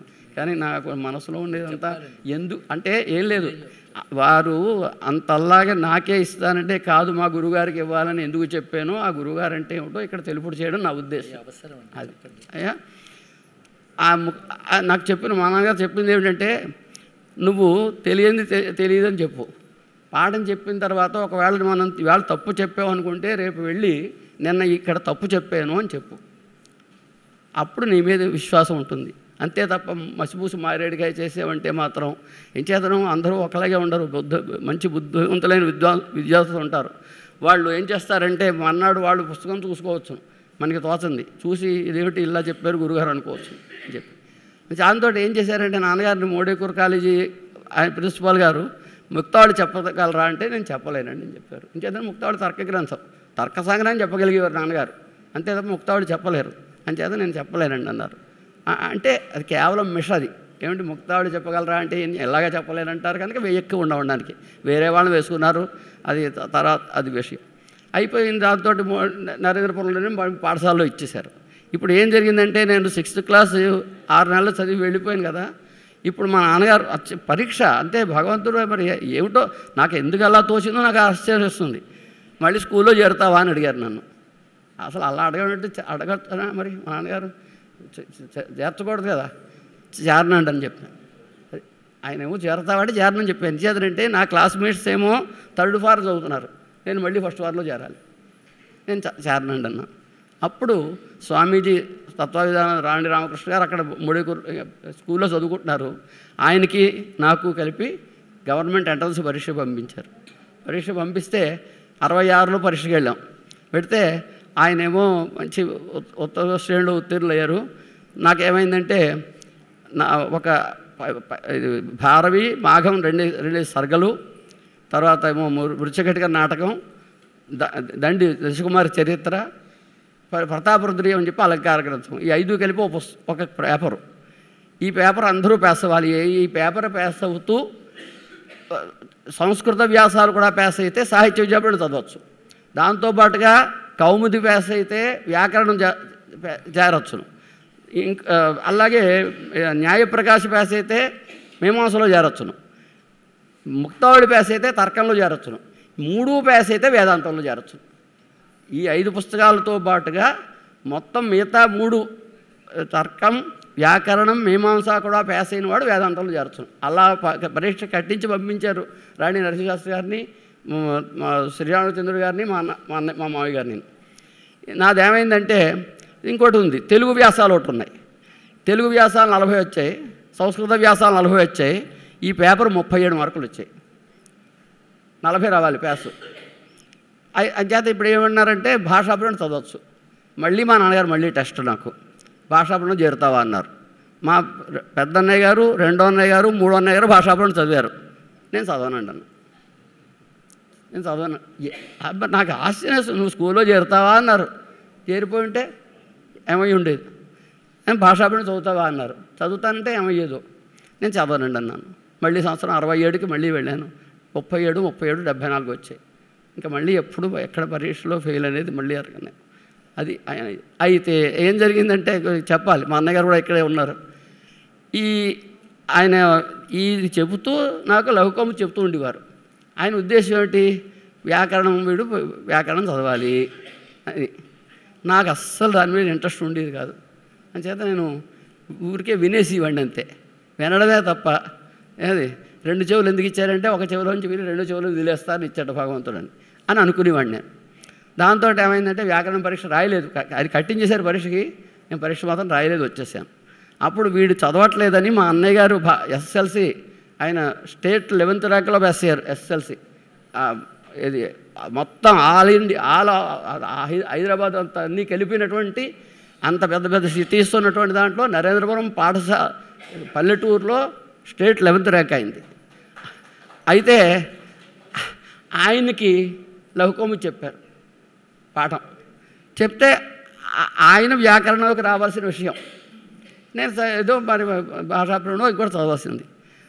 మా అన్నయ్య గారు, మా మూడో అన్నయ్య గారు ఏం చేశారంటే, మీరు అందరినీ సంస్కృతంలోనే పెట్టేస్తున్నారు, ఇతను ఇంత ర్యాంకుతో పేసాడు అని చేత ఇతన్ని మీరు ఏమైనా సరే పాలిటెక్నిక్ చదివించవలసింది చెప్పి SMBM పాలిటెక్నిక్ తణుకులో ఆయన LCEలో చేర్పించారు. ఆయన LCE చదివి ఆ తర్వాత ఇంజనీర్గా అల్లల్లా అసిస్టెంట్ ఇంజనీర్గా BSNLలో ఆయన జాయిన్ చేశారు. సరే నాది సాహిత్య విద్యాపీఠం అయిపోయింది 71లో. అప్పటికి నాకేమో 18 నిండలేదు, ఉద్యోగం చేయడానికి ఎవరు 18 నిండితే కానీ ఇవ్వరు. మా నాన్నగారు ఏమన్నారంటే, అప్పటికి ఈ లోపల ఏమైందంటే నరేంద్రపురంలో 68లో మా నాన్నగారికి రిటైర్మెంట్ వచ్చింది. అంటే అసలు రిటైర్మెంట్ లేదు అప్పుడు, కొంచెం ఆలస్యం అవుతుంది కనబట్టి గారు, తప్పదు. నేను అతను బాబుతో చెప్పాను, పిల్లలకి ఏదైనా సాయంకాలం ఏదైనా పెట్టండి, పిల్లలు ఆకలి బాధపడతారు, నేను చెప్పి మాటల గురించి. ఏం జరిగిందంటే ఉద్యోగం రిటైర్మెంట్ అనేది లేదు ఆ రోజుల్లో. లేకపోతే చాడ చేయాలి గారు అని చెప్పి ఆకిరిపల్లి కాలేజీ ప్రిన్సిపాల్ గారు సూర్య భగవంతం గారు వాళ్ళ బంధువులు, వాళ్ళదే కాలేజీ. అసలు అక్కడ ఆకిరిపల్లి కాలేజీ అంటే విద్యలకి చోటది. వేమూరి రామబ్రహ్మశాస్త్రి గారు, ఆయన తర్క వేదాంతాల్లో అపారమైన పాండిత్యం. ఒక్క మాట చెప్తాను, ఇప్పుడు నేను చెప్పబోతాను వ్యాకరణం గురించి. అలాగే ఇవాళ తర్క వేదాంతాలు ఈ మొత్తం రాష్ట్రాలన్నింటిలో ఇవాళ ఉన్నాయంటే రామబ్రహ్మశాస్త్రి గారి అనుగ్రహం. అది ఏం చేయాలంటే ఆయన దగ్గర మధ్యప్రదేశ్ మాణిక్యశాస్త్రి గారు, తర్వాత గోడా సుబ్రహ్మణ్యశాస్త్రి గారు ఇద్దరు చదివితే మాణిక్యశాస్త్రి గారి శిష్యులు రామ్లాల్ గారు. ఆ రామ్లాల్ గారు చాలామందికి కర్ణాటక, కేరళ, తమిళనాడు చాలామంది విద్వాంసులు ఇవన్నీ తయారు చేశారు ఆయన రామ్లాల్ గారు. అలాగే గోడా సుబ్రహ్మణ్య శాస్త్రి గారు, ఆయన చదువుకుని ఆయన దేవదత్త పాటిల్ గారు, తర్వాత దెందుగో నారాయణ శాస్త్రి గారు, గొప్ప విశ్వనాథం గారు వీళ్ళని తయారు చేశారు. అందులో దేవదత్త పాటిల్ గారు ఇంక ఇవాళ ప్రపంచమంతకీ కూడా పండితులను తయారు చేస్తున్నారు. ఘనపాటి గారు బాధపడతారు కానీ నేను పేర్లు ఎక్కించుకున్నా కానీ కొన్ని స్త్రీలింగాలు కూడా ఉన్నాయి శాస్త్రాలు చదువుకున్న వాటిలో. నాకు నన్ను లిస్టు పంపించమన్నా, లిస్టు పంపించారు. లిస్టు పంపిస్తే దాంట్లో చూస్తే ఈ పేర్లు చూస్తే ఏమైనా స్త్రీలింగంలా ఉన్నాయి చూడండి నాయన చెప్తే కొన్ని కనపడ్డాయి. అవి పక్కన పెట్టేద్దాం, నేను పుల్లింగాలు మాత్రమే చదువుతానని చెప్పాను. లిస్ట్ రాసి పట్టుకొచ్చి ఆ రకంగా ఆ దేవదత్త పాటిల్ గారు మొత్తం తర్క వేదాంతాలని వేళ ప్రపంచం అంతా వ్యాప్తి చేశారు. మరి అలాగే కుప్ప విశ్వనాథం గారు, ఆయన చాలామంది విద్వాంసులు ఇతర రాష్ట్రాలకు. అలాగే అటువంటి ఆ కాలేజీ ప్రిన్సిపాల్ గారు మా ఊరు నరేంద్రపురం ద్వీపం, అది ఎట్నుంచి దారి ఏం లేదు దానికి. ఆయన గుర్రబండిలో దిగారు మా ఇంటి దగ్గర. దిగి వస్తే మా నాన్నగారికి ఏం చేద్దారంటే ఆయన 3 పనులు ఆయనకు తెలిసినవి: అధ్యాపనం, గోసేవ, భాగవత అనుసంధానం. ఈ 3 తప్ప 4వ పని లేదు. ఎక్కడికి సంభావనకి వెళ్ళడం కానీ మరొకటి కానీ ఎక్కడికి వెళ్ళడం, సభలు వెళ్ళడం అసలు పని లేదు. ఏం చేద్దారంటే నిరంతరం అధ్యాపనం జరుగుతూ ఉండాలి, చదువు పాఠం చెబుతూ ఉండాలి. ఖాళీ ఉంటే భాగవత అనుసంధానం. ఎప్పుడు కూడా ఆ బ్రహ్మస్తవం అవి చదువుతూ కళ్ళంపట పడపట నీళ్లు కార్చేస్తుండేవారు ఆయన. బ్రహ్మస్తవం, అక్రూర శృతి గీతలు, భ్రమర గీతలు అవి చదువుతుంటే ఏమిటి నాన్నగారు బాధపడతారంటే ఆనంద బాష్పాలు తెలియదు అనమాట. ఆయన తన్మయం అయిపోయి దాంట్లో పొద్దుతుంటారు. దానివల్ల ఏమైందంటే ఎక్కడికి వెళ్ళకపోవడం చేసి ఆ వచ్చిన ఆయన ఎవరో తెలియదు. ఆయన వచ్చి అన్నారు, నన్ను చాడ చేనులు గారు అంటారు, నేను ఆఖరి కాలేజీ ప్రిన్సిపాల్ అండి అన్నారు. ఏమిటి తమరు వచ్చారంటే IOS inspector of oriental schools Chilukuru Markandeya Shastri గారు ఈ స్కూల్స్ అన్నిటి మీద ఆయన ఇన్స్పెక్టర్. ఆయన ఆఫీస్కి వెళ్ళారండి. వెడితే ఏం చెప్పారంటే మీకు రిటైర్మెంట్ చేశారని వచ్చిందని చెప్పారు అన్నారు. ఆయన వచ్చి చెప్తే కానీ తెలియదు, అప్పుడు కమ్యూనికేషన్స్ లేవు కదా. అందుచేత ఎందుకు వచ్చారు నేనంటే, ఇప్పుడు నేను పేపర్లో అడ్వర్టైజ్మెంట్ చేస్తాను, చేస్తే గోల్డ్ మెడలిస్టులు ఫస్ట్ క్లాస్ వారు వస్తారు, వాళ్ళు కాదు మాకు కావాల్సింది, మీలాంటి విద్వాంసులు కావాలి అని చేతను మిమ్మల్ని మా కాలేజీకి తీసేయడం కోసం వచ్చాను అని చెప్పాను. అప్పుడు తెలిసింది ఆయనకి రిటైర్మెంట్ వచ్చిందనే విషయం. లేకపోతే లేదు, తెలియదు. 68లో జరిగింది ఇది. కానీ పాపం ఏమైందంటే 60 అంతవరకు ఆ ఊళ్ళో సొంత ఇల్లు లేదు. ఏదో అప్పులు చేసి మరో రకంగాను వారు యొక్క ఇదితోటి ఓ ఇల్లు కట్టుకోవడం జరిగింది. ఇంటి అప్పులు ఉండిపోయాయి. మా అన్నయ్య గారు, నేను, మా తమ్ముడు, ఇంకా 3 చదువులు ఉన్నాం. అప్పుడు ఆయనకి ఇంకో ఉద్యోగం చేయాల్సిన అవసరం వచ్చింది. రిటైర్మెంట్ అయిపోతే ఏం పెన్షన్ కూడా లేదు. అప్పుడు మోడేకూరుకి ప్రయత్నం చేస్తే మోడేకూరులో అప్పటికే నరసింహశాస్త్రి గారిని ప్రిన్సిపాల్గా, ఇంకో ముగ్గురిని అధ్యాపకులుగా తీసుకున్నారు. అపాయింట్మెంట్లు అయ్యాయి. అయితే అక్కడ అవకాశం లేదు. మా ఊరు దత్తుడు గారు ఏమిటంటే ఇందాక చెప్పాను సంపన్నులు, ఆయన ఒకటే అనేవారు, మా నాన్నగారు ఎక్కడికైనా పెడదామంటే అసలు ఈ కాలేజీ రాజమండ్రి కాలేజీలో కొల్లి అనంతపురం శాస్త్రి గారి కంటే ముందు ప్రిన్సిపాల్గా ఉండవలసిన ఆయన మా నాన్నగారు ఇక్కడికి వస్తే ఆయన అపాయింట్మెంట్ చేసేసుకునేవారు. సంతకం కూడా పెట్టి చేసుకుని కాలేజీ రిజిస్టర్లో చేసుకుంటే చెరుకు మిల్లి భైరవ శాస్త్రి గారిని ఉండేవారు ఇక్కడ. మా నాన్నగారి దగ్గర ఆయన శేఖరం వరకు వ్యాకరణం చదువుకుని మంచి స్మర్త వేదమంతా అయ్యి ఇంత వ్యాకరణం చదువుకున్న ఆయన వారింట్లో ఏవో పంచేమో అక్కడ దాన్ని నిర్గమనం పెట్టి ఇంటికి వెళ్ళారట నరేంద్రపురం మకాన్ తెచ్చుకోవడానికి. దత్తుడు గారు ఏమన్నారంటే, ఋష్యేశ్వరుని గుడి వంటి వ్యక్తి మీరు వెళ్ళిపోతే మా ఊళ్ళో పంటలు పండవండి, అంచేత మీరు వెళ్ళడానికి వీల్లేదండి. అంతే మనసేరా పంచి కూడా మా ఇంటికి రాలేదు, ఇంకా అక్కడే ఉండిపోయిన నిర్గమనం పెట్టింది. ఇంచేతను అక్కడే ఉండిపోయినారు నరేంద్రపురంలో. దత్తుడు గారు ఆ రోజుల్లో కాశీ వెళ్ళి రావాలంటే 300 రూపాయలు అవుతుందిట. మా నాన్నగారి జీతం 25 రూపాయలు సంతకం పెట్టి 18 రూపాయలు ఇచ్చేవారు మా నాన్నగారికి. 6 కొడుకులు, 2 కూతుళ్ళు, చాలా అయితే ఏమన్నారంటే ఆయన 300 రూపాయలు అవుతుంది శాస్త్రి గారు, నేను పెట్టుకుని తీసుకెళ్ళి కాశీ యాత్ర చేసి తీసుకొస్తాను. ఏమండి సకాలంలో సంధ్యావందనం చేయకుండా నేను కాశీ వెళ్ళక్కర్లేదు, నేను ఇంటి దగ్గర కూర్చొని సకాలంలో సంధ్యావందనం చేసుకుంటాను. విద్యార్థులకే చెప్తున్నాను, చూడడం ఇటుకేసి చూస్తున్నాను. కానీ మీరు అందరూ సంధ్యావందనం మానేసి కాశీ యాత్ర చేయక్కర్లేదు అని కాశీ యాత్ర కూడా మానేసి సకాలంలో సంధ్యావందనం చేసుకున్నటువంటి మహనీయులు. సరే ఇప్పుడు ఏమైందంటే నరేంద్రపురంలో ఉద్యోగం మరి లేదు. అంచేత నాన్నగారు ఉద్యోగం ఆకిరిపల్లి కాలేజీ ప్రిన్సిపాల్ గారు ఆర్డర్ పంపించేశారు. ఎలాగా మోడేకూరులో పోస్టులో అపాయింట్మెంట్ అయిపోయింది. అయిపోతే ఖాళీ లేదు. ఎలాగా అంటే అప్పుడు ఆకెళ్ళి అర్చన శాస్త్రి గారిని మన విభీషణ శర్మ గారి తండ్రి ఆయనకి అపాయింట్మెంట్ ఉంది అక్కడ మోడేకూరులో.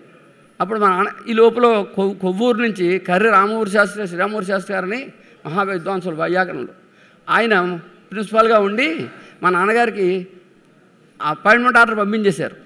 అప్లికేషన్ లేదు. ఈయన ఖాళీ సుబ్రహ్మణ్య శాస్త్రి గారు అక్కడ రిటైర్ అయ్యారట అని చెప్పి 250 రూపాయలే ఇవ్వాలి జీతం మా నాన్నగారికి. ఏం చేయాలంటే 3rd class, 2nd class, 1st class ఉంటేనే 300 ఇవ్వాలి.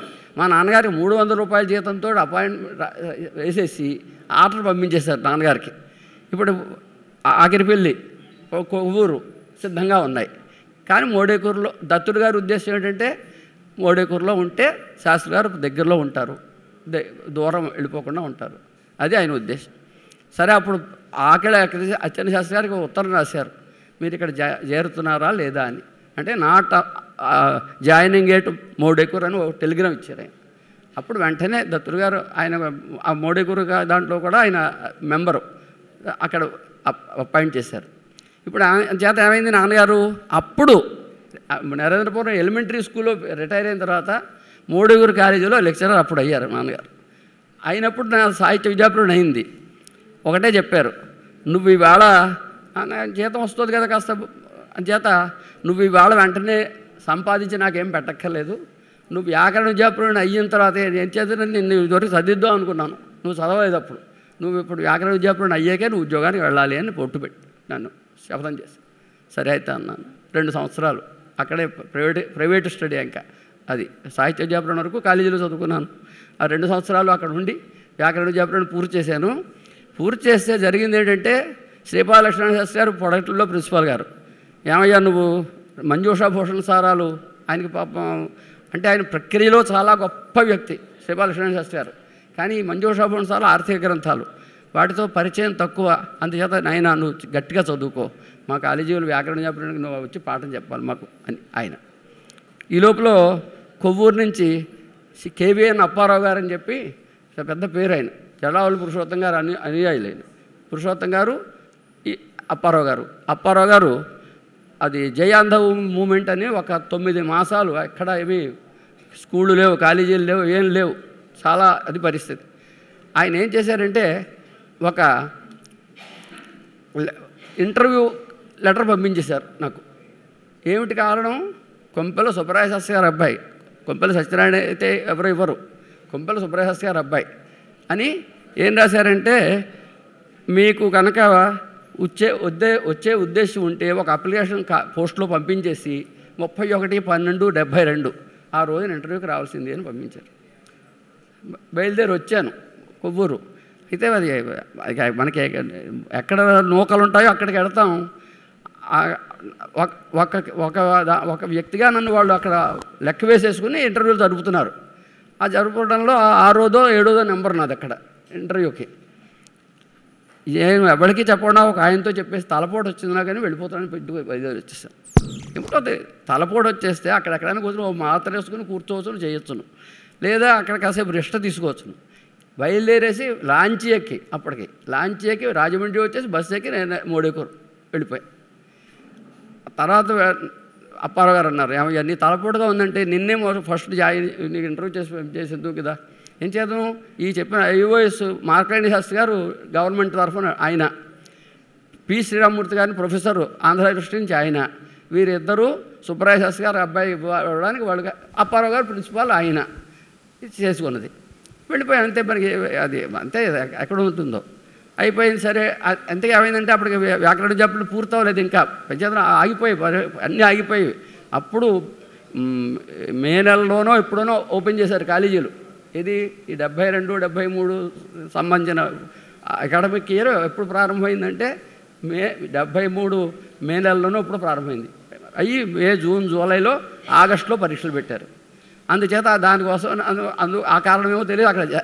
ఈ లోపల పాపం మళ్ళీ అప్పారావు గారు ఏం చేశారంటే, ఓసారి పెడితే ఫోన్లే మరి ఆ వేళ అలా చేసేవారు, కాలేజీలో హై స్కూల్ ఉంది, హై స్కూల్లో చేరన్నారు. చేరంటే చేరాను.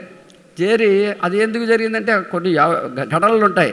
మోడేకూరులో ఒక అతనికి కూడా అపాయింట్మెంట్ ఇచ్చారు నాతో పాటు అక్కడ. నేను శనివారం నాడు వచ్చి జాయిన్ అయ్యాను. శనివారం నాడు వచ్చి జాయిన్ అయితే అతనికి రాలేదు ఆర్డరు. అక్కడ ఎవరో మతలబు చేసి అతనికి వెళ్లకుండా చేశారు. ఏమంటే నీతోటి ఇంకొక అన్నం వేసాం, అతను రాలేదేమన్నారు. అయ్యో అలాగండి, అయితే నేను తీసుకొస్తాను. శనివారం రాత్రి ఇంటికి వెళ్ళిపోయి సోమవారం పొద్దుటే అతను కూడా తీసుకొచ్చాను. చుండూరు సుబ్రహ్మణ్యం అని ఇప్పుడు అక్కడే మొత్తం పూర్తిగా చేశాను. అతను తీసుకొచ్చి సోమవారం నాడు జాయిన్ చేశాను. సోమ, మంగళ, బుధ, గురువారం మళ్ళీ జెండా ఎత్తేసి అక్కడి. అయ్యా, అందరికీ చిన్న మనం ఏమిటంటే, బ్రహ్మసూత్రాల్లో కానీ శాస్త్రంలో ఒక సూత్రం ఉంటే దానికి విస్తృతమైన వ్యాఖ్యానం ఉంటుంది. ఇందాక గురువుగారు షణ్ముఖ శర్మ గారు మన వాళ్ళు విద్యల్ని ఎలా కాపాడారు, ప్రాణై కంఠగతైరపి, శిరస్సును ఛేదించినా మన వేద విద్యను ఎలా కాపాడారో చెప్పారు కదా. ఈ సమయంలో వారి తండ్రి గారు వారు ఇవన్నీ ఎలా కాపాడారో ఈ చిన్నపిల్లలందరికీ కూడా నాటుకోవాలని చెబుతున్నారు. అందుచేత కొంచెం నిరీక్షించవలసిందిగా కోరుతున్నారు. నేను కూడా ప్రధానంగా చెప్తే విద్యార్థుల గురించే చెప్తున్నాను. నేను చెప్తున్నది మాత్రం పూర్తిగా నా ఉద్దేశం అదే. వాళ్ళకి తెలియాలి ఈ ఆదర్శ జీవితం. నాన్నగారు వారు అడిగినప్పుడు వారికే ఇవ్వాలి, నేను ఎందుకు పట్టుపట్టానో ఆ విషయం తెలియడం కోసం నేను మాట్లాడు. అయిపోయి 4వ రోజున స్కూల్ వదిలేసేసి వెళ్ళిపోయాను. కారణం ఏంటంటే ఆ వ్యాకరణ చెప్పడం పూర్తి అవ్వలేదు నాకు. అది అవ్వకుండా నేను ఉద్యోగంలో చేరడం మా నాన్నగారికి ఇష్టం లేదు. అందుచేత జరగలేదు అది. వెళ్ళాను. సరే ఆగస్టు 3వ తారీఖును నా చదువు అక్కడ పరీక్ష రాశాను. 5వ తారీఖున నా వివాహం. సెప్టెంబర్ 3వ తారీఖున ఇక్కడ కాలేజీలో అపాయింట్మెంట్ రాజమండ్రిలో.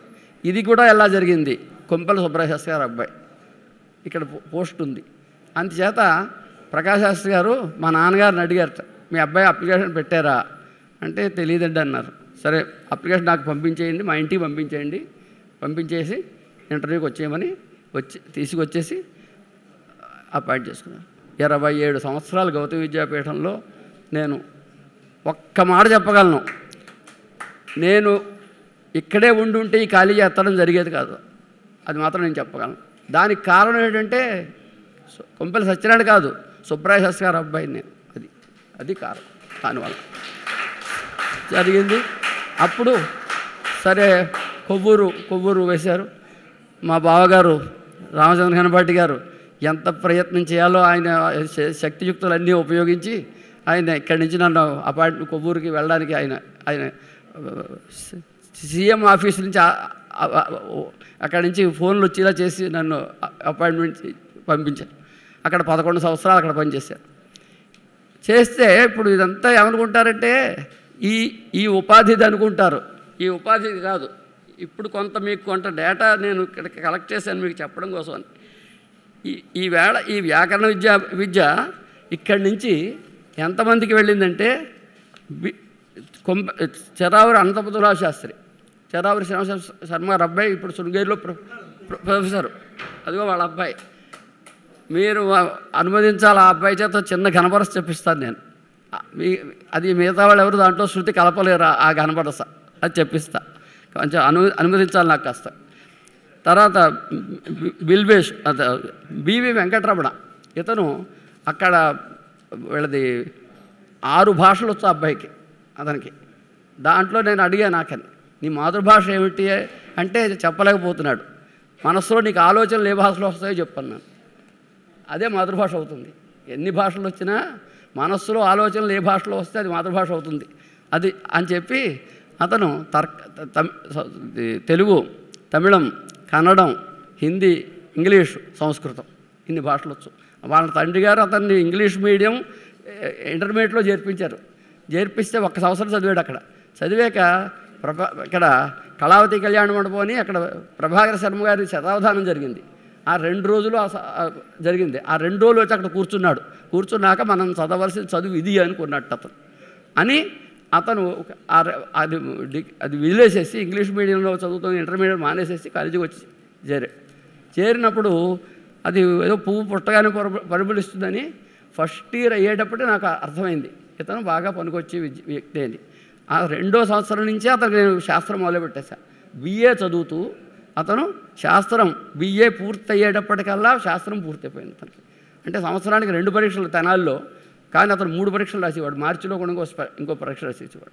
అలా చేసి ఈ బిఏ పూర్తి అయ్యేటప్పటికల్లా అతను వ్యాకరణ శాస్త్రం ఫస్ట్ క్లాస్లో పాస్ అయ్యి శృంగేరి స్వామివారి యొక్క భారతీయ తీర్థ స్వామివారి యొక్క అనుగ్రహాన్ని పొందాడు.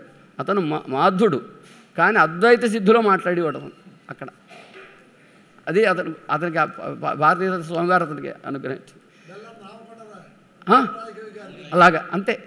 అయితే అతను పాపం అతని శిష్యులు వైథి అని చెప్పి వైథి సుబ్రహ్మణ్యం అని అతన్ని తయారు చేశాడు. అతను ఇప్పుడు హిమాచల్ ప్రదేశ్లో ధర్మశాలని అక్కడ ప్రొఫెసర్గా ఉన్నాడు సెంట్రల్ యూనివర్సిటీలో.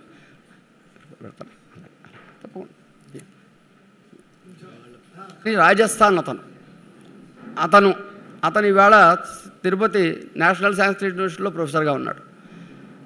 ఆ తర్వాత ఇంకో 2 కన్నడ వాళ్ళకి చెప్పాడు అతను, వెంకటరమణ. వాళ్ళిద్దరూ కేఎస్ కృష్ణనిను అనిల్ అని చెప్పని చేస్తే పాపం కరోనా చాలామంది గొప్ప వాళ్ళని తీసుకెళ్ళిపోయింది. ఆ శిష్యుడిని తీసుకెళ్ళిపోతే వాళ్ళకి ఆ మహాపరీక్ష అవ్వలేదు ఆ 2కిను. అవ్వకపోతే ఆ అనిల్ అన్న అతను వచ్చి ఇక్కడ మహాపరీక్ష ఇచ్చాడు. ఇచ్చిన తర్వాత ఈ వ్యాస్ అన్న అతని ఇంకో కృష్ణ అన్నది ఆగిపోయింది. నేను అతనికి కబురు పెట్టా ఇతని చేత, ఏమనంటే నువ్వు మహాపరీక్ష ఇవ్వకపోతే గురుద్రోహం చేసినవాడు అవుతావు. ఎందుచేతనంటే గురువుగారు వెళ్ళిపోయారు, నీకు చదువు చెప్పేసి వెళ్ళిపోయారు. ఇప్పుడు అతను పూర్తవకపోతే తప్పు అని చేత అంటే పాపం అతను కూడా పరీక్ష ఇచ్చారు. వాళ్ళు ఇప్పుడు పూర్ణప్రజ్ఞ విద్యాపీఠంలో అధ్యాపకుడుగా ఒకతను ఉన్నాడు, కర్ణాటక సాంస్క్రిట్ యూనివర్సిటీలో ఒకతను అధ్యాపకుడుగా ఉన్నారు. ఈ రకంగా ఆ తర్వాత ఇంకొక అతను ఈ అనంతపద్మనాభ శాస్త్రి యొక్క శిష్యులు మణికంఠ అని చెప్పి ఋగ్వేద ఘనపాటి, వేదభావంలో ఋగ్వేద ఘనపాటి అతను వచ్చి చదువుకుని ఇప్పుడు ఇవాళ శ్రీరంగంలో శాస్త్ర పాఠశాల పెట్టి అక్కడ చాలామంది విద్యార్థులు తయారు చేస్తున్నాడు అతను అక్కడ. ఇంకా ఇంకొక అతను ఈ గురురాజ్ బిల్వేష్, కుప్ప బిల్వేష్, అతను ఇప్పుడు ఇక్కడ పరీక్ష అయిన తర్వాత వెళ్ళి మణిద్రావిడ శాస్త్రి గారి దగ్గర వేదాంత శాస్త్రం చదువుకున్నాడు. 2 శాస్త్రాలు అయిన తర్వాత అతన్ని రాజారాం శుక్లా గారు అని చెప్పి సంపూర్ణానంద యూనివర్సిటీ వైస్ ఛాన్సలర్ గారు ఆయన తీసుకెళ్ళి సంపూర్ణానందలో అతను అధ్యాపకుడిగా వేసుకున్నారు. ఇవాళ అతను ఈ సంవత్సరం అతని శిష్యులు నోరి కేదారేశ్వర ఘనపాటి, అలాగే దీపక్ శర్మ అని చెప్పి అతను శుక్లయజుర్వేది ఘనపాటి, వీళ్ళిద్దరూ ఈ సంవత్సరం మహాపరీక్ష ఇచ్చారు. ఇంకొక అతను అనురాగ్ త్రిపాఠి అని చెప్పి ఉత్తరప్రదేశ్, అతను కూడా ఇంకొక పరీక్ష తర్వాత అయింది. ఎందుకు చెప్తున్నానంటే ఈ కొంపల సుబ్బరాయ శాస్త్రి గారి ద్వారా వచ్చినటువంటి ఆ సుబ్బరాయ శాస్త్రి గారి వల్ల వచ్చిన విద్య కాబట్టి ఇవాళ ఇన్ని రాష్ట్రాల్లో ఈ విద్య వ్యాపించింది. ఇవాళ ఈ వ్యాకరణ విద్య ఎంచేదంటే వైయాకరణలు చాలామంది ఉన్నారు కానీ ఇన్ని రాష్ట్రాల్లో ఈ విద్య వ్యాపించేటటువంటిది జరగలేదు. ఈ మోహన్ శర్మ అన్నతని కూడా గోవా అప్పుడు పూనాలో ఉండేది దేవదత్త పాటిల్ గారి పాఠశాల. ఆయన ఏమన్నారంటే మాకు తర్క వ్యాకరణ న్యాయ వేదాంతాలకు అధ్యాపకులు ఉన్నారు, మాకు వ్యాకరణానికి అధ్యాపకుడు కావాలి, కాబట్టి ఒకరిని తయారు చేసి పంపించండి. నా దగ్గర పంపించాను మోహన్ శర్మని. అతను తయారై వెళ్ళి అతను 13లో పరీక్షించి వెళ్ళాడు. వెళ్ళి ప్రియవ్రత పాటిల్ దేవదత్త పాటిల్ గారు అబ్బాయి, అతనికి 16వ సంవత్సరం అయ్యేటప్పటికల్లా వ్యాకరణంలో పట్టా వచ్చింది. వస్తే చెమ్ము కృష్ణశాస్త్రి గారని చెప్పి ఆయన సంస్కృత భారతి అధ్యక్షులు, ఆయన ట్వీట్ చేశారు ఇలా 16 సంవత్సరాలకి అబ్బాయి పట్టా పుచ్చుకున్నాడని.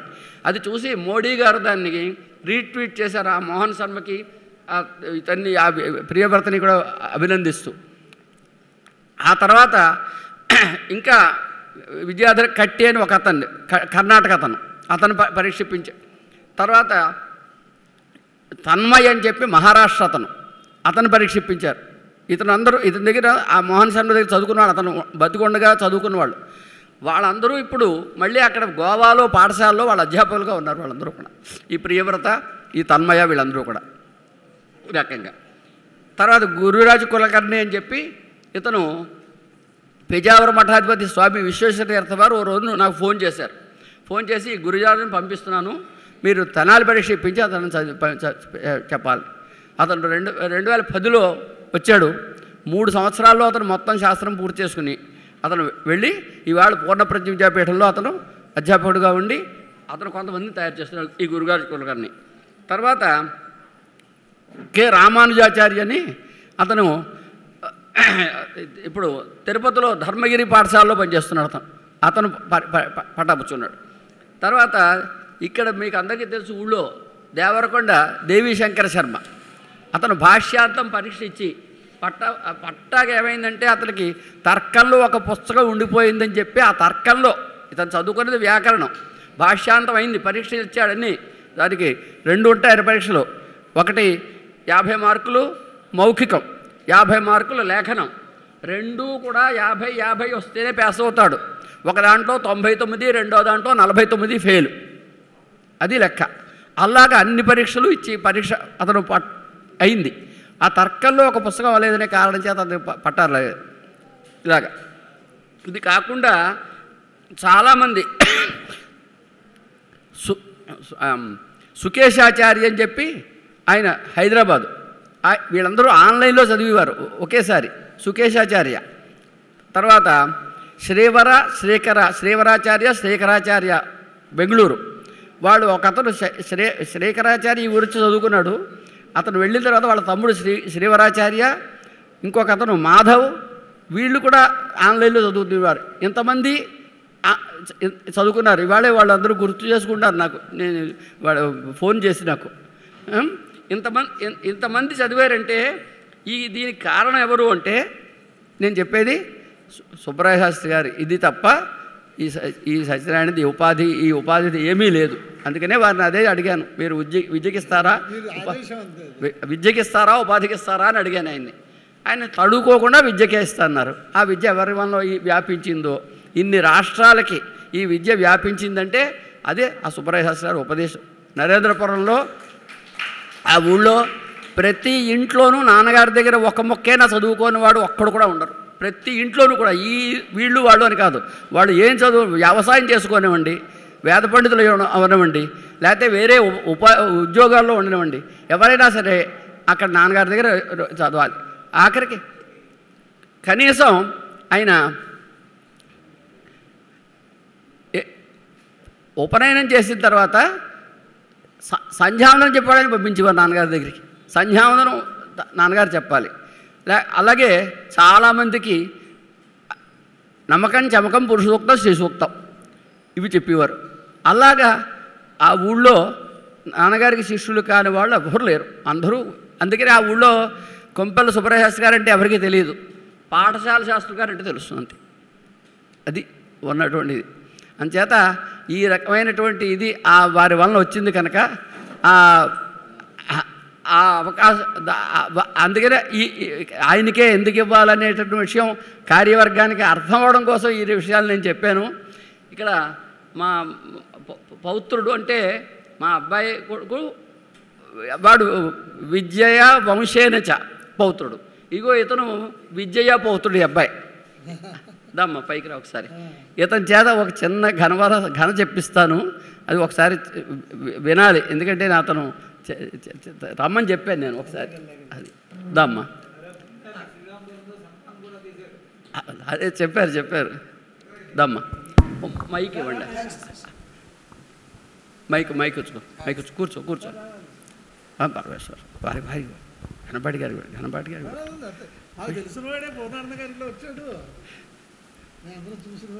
అదిగో అడిగాలి ఘనపాటి గారు.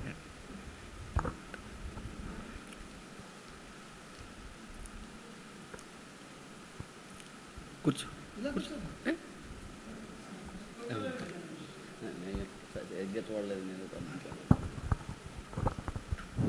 నమస్కారం. మన గురువుగారి యొక్క వైశిష్ట్యం ఏమిటంటే, వారికి షష్ఠిపూర్తి సందర్భంగా మా గురువుగారు చిరావురు వారు శ్రీరామశర్మ గారు అంటారు, ఆయన ఓ కంకణ సన్మానం చేశారు. చేస్తే ఈయన అన్నది ఏమిటంటే, మీరు శిష్యులు వాళ్ళు ఇంకో శిష్యుని తయారు చేస్తే కానీ ఈ కంకణం ధరించను అని శపథం చేసిన మహానుభావులు ఆయన. అది ఆయన వైశిష్ట్యం.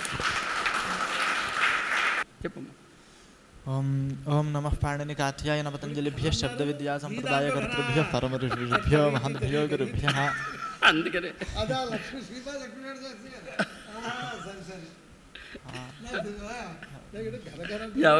అందుకనే ఎవరు గొంతు కలపలేరు అని చెప్పాను నేను. డుకురీకరణే ఓం నమః పాణినికాధ్యాయ పతంజలిభ్యః శబ్ద విద్యా సంప్రదాయ కర్తృభ్యః పరమ ఋషిభ్యో మహద్భ్యో గురుభ్యః. डुकुरीकरणे इत्यस्मात् धातोः यङ्लुकि रूपाणि तत्र लटि चर्करीति चरिकरीति चरीकरीति चर्कर्ति चरिकर्ति चरीकर्ति चर्कृतश्चरिकृतश्चरीकृतः चर्क्रति चरिक्रति चरीकृति चर्करीषि चरिकरीषि चरीकरीषि चर्कर्षि चरिकर्षि चरीकर्षि चर्कृतश्चरिकृतश्चरीकृतः चर्कृथ चरिकृथ चरीकृतः चर्करीमि चरिकरीमि चरीकरीमि चर्कर्मि चरिकर्मि चरीकर्मि चर्कृवश्चरिकृवश्चरीकृवः चर्कृमश्चरिकृमश्चरीकृमः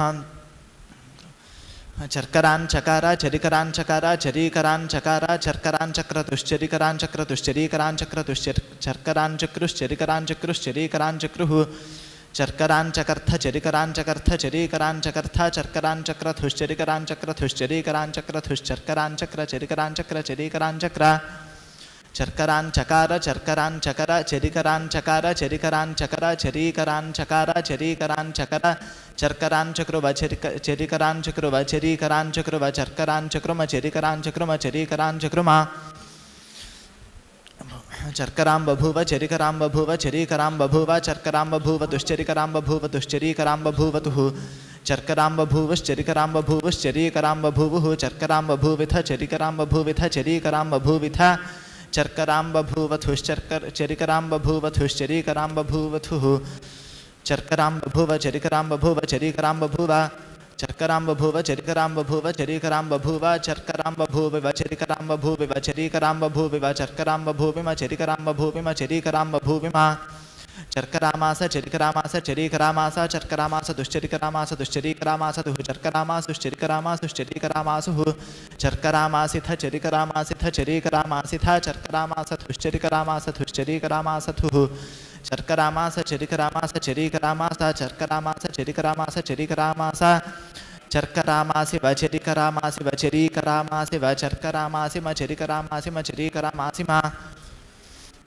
चर्करिता चरिकरिता चरीकरिता चर्करितारौ चरिकरितारौ चरीकरितारौ चर्करितारश्चरिकरितारश्चरीकरितारः चर्करितासि चरिकरितासि चरीकरितासि चर्करितास्थश्चरिकरितास्थश्चरीकरितास्थः చర్కరితాస్థ చరికరితాస్థ చరీకరితాస్థ చర్కరితాస్మి చరికరితాస్మి చరీకరితాస్మి చర్కరితాస్వశ్చరికరితాస్వశ్చరీకరితాస్వః చర్కరితాస్మశ్చరికరితాస్మశ్చరీకరితాస్మః చర్కరిష్యతి చరికరిష్యతి చరీకరిష్యతి చర్కరిష్యతశ్చరికరిష్యతశ్చరీకరిష్యతః చర్కరిష్యంతి చరికరిష్యంతి చరీకరిష్యంతి చర్కరిష్యసి చరికరిష్యసి చరీకరిష్యసి చర్కరిష్యతశ్చరికరిష్యతశ్చరీకరిష్యతః చర్కరిష్యథ చరికరిష్యథ చరీకరిష్యథ చర్కరిష్యామి చరికరిష్యామి చరీకరిష్యామి చర్కరిష్యావశ్చరికరిష్యావశ్చరీకరిష్యావః చర్కరిష్యామశ్చరికరిష్యామశ్చరీకరిష్యామః చర్కరీతు చరికరీతు చరీకరీతు చర్కర్తు చరికర్తు చరీకర్తు చర్కృతాచ్చరికృతాచ్చరీకృతాంచరికృతాంచరీకృతాం చర్కృతు చరిక్రతు చరీక్రతు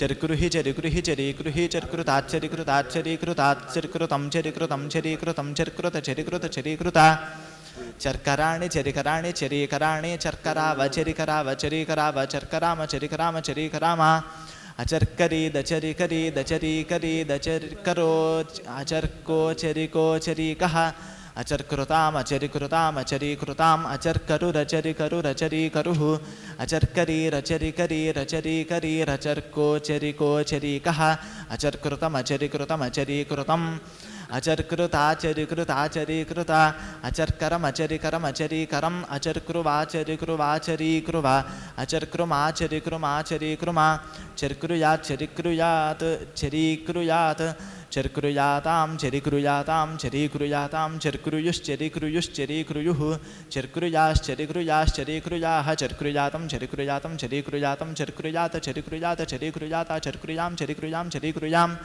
చర్కృయావచరికృయావచరీకృయావచరికృయామచరికృయామచరీకృయామ విధిలింగ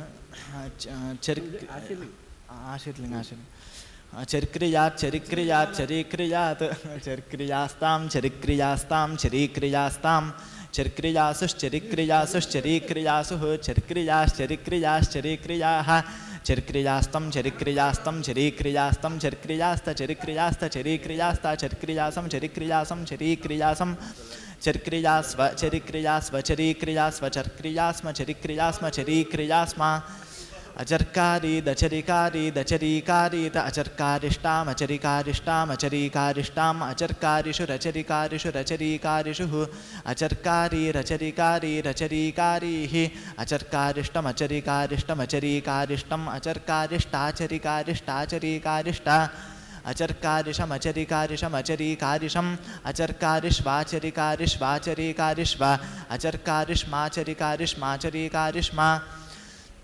అచర్కరిష్యదచరికరిష్యదచరీకరిష్యత్ అచర్కరిష్యతామచరికరిష్యతామచరీకరిష్యతాం అచర్కరిష్యన్నచరికరిష్యన్నచరీకరిష్యన్ అచర్కరిష్యోచరికరిష్యోచరీకరిష్యః అచర్కరిష్యతమచరికరిష్యతమచరీకరిష్యతం అచర్కరిష్యతాచరికరిష్యతాచరీకరిష్యత అచర్కరిష్యమచరికరిష్యమచరీకరిష్యం అచర్కరిష్యావాచరికరిష్యావాచరీకరిష్యావ అచర్కరిష్యామాచరికరిష్యామాచరీకరిష్యామ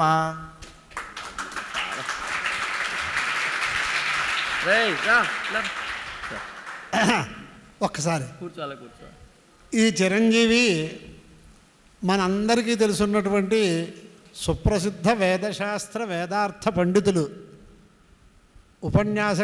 ఉపన్యాసకులు, అనేక భాగవత సప్తాహాలు చేసినటువంటి మహనీయులు, రామాయణ తత్వజ్ఞ ఇత్యాది బిరుదాంకితులు, మహామహోపాధ్యాయ బ్రహ్మశ్రీ చిర్రావూరి శ్రీరామశర్మ గారి పౌత్రుడు. అది మన ఊరు మన గ్రామస్థుడు క్రమాంతం అధ్యయనం చేసి వ్యాకరణ శాస్త్రం ఈ ప్రకారంగా మహాపరీక్ష కూడా ఇచ్చి సంతోషంగా చెబితే ఆయన విశేష పరమ గురువులు కాబట్టి ఇక్కడ పరమ గురువులు పరమేష్ఠ గురువుల యొక్క స్మరణ జరిగింది కాబట్టి ఒకటి వినిపించు అంటే పర్వాలేదు, ఇది వినిపించు అంటే ఎక్కడో నువ్వు తెనాల్లో ఏ మహాపరీక్ష ఇచ్చావో నాకు తెలియదు, నేను చెప్పింది నువ్వు ఇక్కడ చెబితేనే నా ఆశీర్వచనాలు ఉంటాయని హెచ్చరికతోటి అది చెప్పించినందుకు మేమందరం విన్నందుకు సంతోషిస్తూ ఇటుపైన ఘనాధ్యయనం తర్వాత ఇతర శాస్త్రాధ్యయనం చేయాలి అని ఆశీర్వచనం చేస్తూ వారి గురువు గారి చేతే ఆయనకి చిన్న సత్కారం చేయిస్తున్నా. శతమానం భవతి శతాయుః పురుషస్యతేంద్రియ ఆయుష్యేవేంద్రియే ప్రతిష్టతి. ఘనాధ్యయనానంతరము ఇతర శాస్త్రాధ్యయన ఆరంభసిద్ధిరస్తు. ఇదివరకు చెప్పాను నేను ఒకసారి. మీ నాన్నగారు కూడా నీకు ఘన అధ్యయనం చేయించాలని కోరికగా ఉంది. కానీ ఈ మహానుభావులు ఘనపాఠం అని అన్నారు కదా, అది వేదంలో ఘనపాఠం కూడా చెప్పేటటువంటి స్థితి రావాలి అని ఆయన వాక్యం వృధా పోకూడదు. ఇంచేతంటే ఎంత శాస్త్రాధ్యయనం చేసినా ఇవాళ తమిళనాడు వాళ్ళు కానీ పరీక్షలు ఇవన్నీ వ్యవహారాలు ఎలా ఉన్నా ఘనపాఠిగా శాస్త్రాధ్యయనం చేసిన వాళ్ళు ఎక్కువ మంది ఉన్నారు. నిజంగా మనం ఘనాధ్యయనం చేస్తే పండితుల్లో ఉంటాం. ఇతర పండితుల్లో ఎటువంటి స్థితులు వస్తాయో సభలోనే చెప్పేశారు పరమగురువులు. అంచేత ఇటుపైన మనలో వేద విద్యార్థిగా ఉంటూ వారి తాతగారి యొక్క ప్రేరణతోటి కాస్త కౌముది పాఠాన్ని చేస్తున్నటువంటి చిరంజీవి మారుతి కూడా మీరు రేపు పొద్దున్నే వాళ్ళు నిద్ర వచ్చేస్తుంది, కొంతమందికి నీరసం రావచ్చు, నీరసం రాకుండా చూడమన్నారు. కానీ ఇలా మనం కూడా చదువుకోవాలి అని అనుకోవాలి, ఇది విద్యాధనం అని అనుకోవాలి. అందుకోసం చిరంజీవి కూడా 2 సూత్రాలు చెప్తాడు. అరమృభ్యో మహద్భ్యో గురుభ్య అహం కృష్ణర్థే రూపం వదామి కృష్ణార్థే తిష్ఠితే అవర్ణాదచిపరే పూర్వపర్యో రేకో గుణాదేశ స్యాత్ సంహితాయాం ఇత్యర్థకేన ఆద్గుణ ఇది సూత్రేణ పూర్వపర్యో ఆరు గుణసౌజ్ఞకే అకారే ఏకాదేశే ఉరన్రపరః ఇది సూత్రేణ రపరత్వే కృష్ణర్థే రూపం భవతి. ఇవాళ ఏకాదశి కృష్ణస్మరణ కూడా చేయించాడు చిరంజీవి కూడా. ఈ ప్రకారంగా ఇప్పుడు ఎలాగైతే చిర్రావూరి శ్రీరామశర్మ గారి అబ్బాయి వేదం అధ్యయనం చేసి వ్యాకరణ శాస్త్రం మహాభాష్యాంతం పరీక్షించి వచ్చాడు, నువ్వు కూడా అలాగే చదవాలి. నీకు మీ తాతగారే భాష్యాంతం వ్యాకరణం చెప్పాలి అని సభలో ఆశీర్వచనం. నమస్కారం. నేను సుబ్రహ్మణ్య శాస్త్రి గారి 4వ కుమారుడిని. నేను చాలా పెద్ద పొరపాటు చేశాను చిన్నప్పుడు. హై స్కూల్లో చదువుకునేటప్పుడు, ఎస్ఎల్సీలో చదువుకునేటప్పుడు నేను ఆ రాణి రామకృష్ణ గారు అంటే తత్వజ్ఞాన శాస్త్రి సరస్వతి గారిని ఆయన మార్కులు బీటౌట్ చేస్తానని చెప్పి ఛాలెంజ్ చేశాను తెలివి తక్కువగా. ఆ పొరపాటు చేసి నిజంగానే బీటౌట్ చేశాను. ఆ బీటౌట్ చేయడంతో నాకు 11 ర్యాంక్ వచ్చింది. దాంతో నన్ను తీసుకెళ్ళి అంతవరకు మహేశ్వర సూత్రాన్ని అనాథాన్ని అంతవరకు చెప్పారు మా నాన్నగారు నన్ను వ్యాకరణ చెప్తాను. అలాంటిది నేను తీసుకెళ్ళి ఇంగ్లీష్లో దాంట్లో పాలిటెక్లో వేశారు. నేను ఆ తర్వాత జీవితం అంతా కూడా అలాగే నిలబడి ఉద్యోగం చేస్తూ అలాగే ఊళ్ళు తిరుగుతూ అలాగే చేశారు. కానీ ఈ నిష్టకి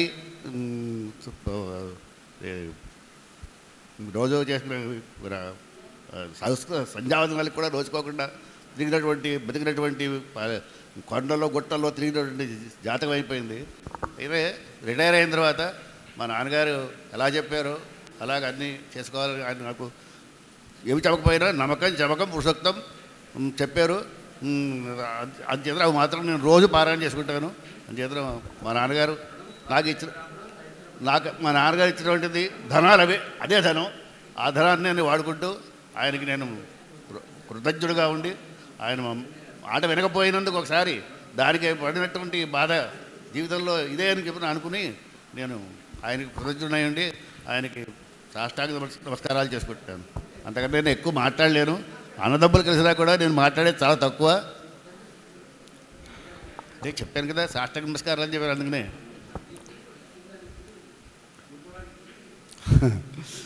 నన్ను కూడా గుర్తించి ఇక్కడ ఒక 2 ముక్కలు చెప్పేందుకు అవకాశం ఇచ్చినటువంటి మన ఘనవాడి గారికి సీతారామ ఘనవాడి గారికి కృతజ్ఞతలు చెప్తూ ఈ పండితులందరికీ కూడా మొత్తం పిల్లలతో అందరూ వేద పండితులే. ఆ పిల్లలందరికీ అందరూ కూడా బ్రహ్మసూపరు. అందులో వాళ్ళందరికీ కూడా నేను నమస్కారాలు చెప్పుకుంటూ ముగిస్తున్నాను.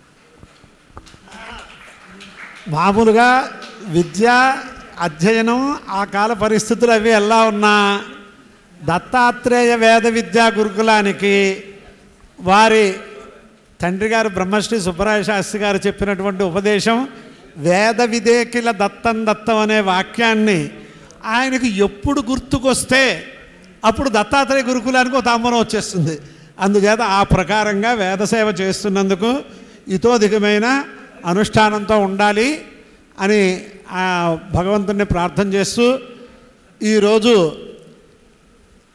చిరంజీవి శ్రీరామశర్మ అవధాని శాస్త్రి గారు చెబుతున్నప్పుడు మీ తాతగారికి ఈ ఊరు రావడంలో గురువు గారు ఎవరు అంటే బ్రహ్మశ్రీ రేమిళ్ళ సూర్యప్రకాశ శాస్త్రి గారు మా గురువు గారు. అందుచేత ఆయన ఇప్పుడు లేకపోయినా ప్రొఫెసర్ రేమిళ్ళ రామకృష్ణ శాస్త్రి గారు కూడా మీ యొక్క విషయాన్ని విన్నారు. అందుచేత మీకు ఆ గురువుల యొక్క ఆశీర్వచనం సంపూర్ణంగా ఉంది.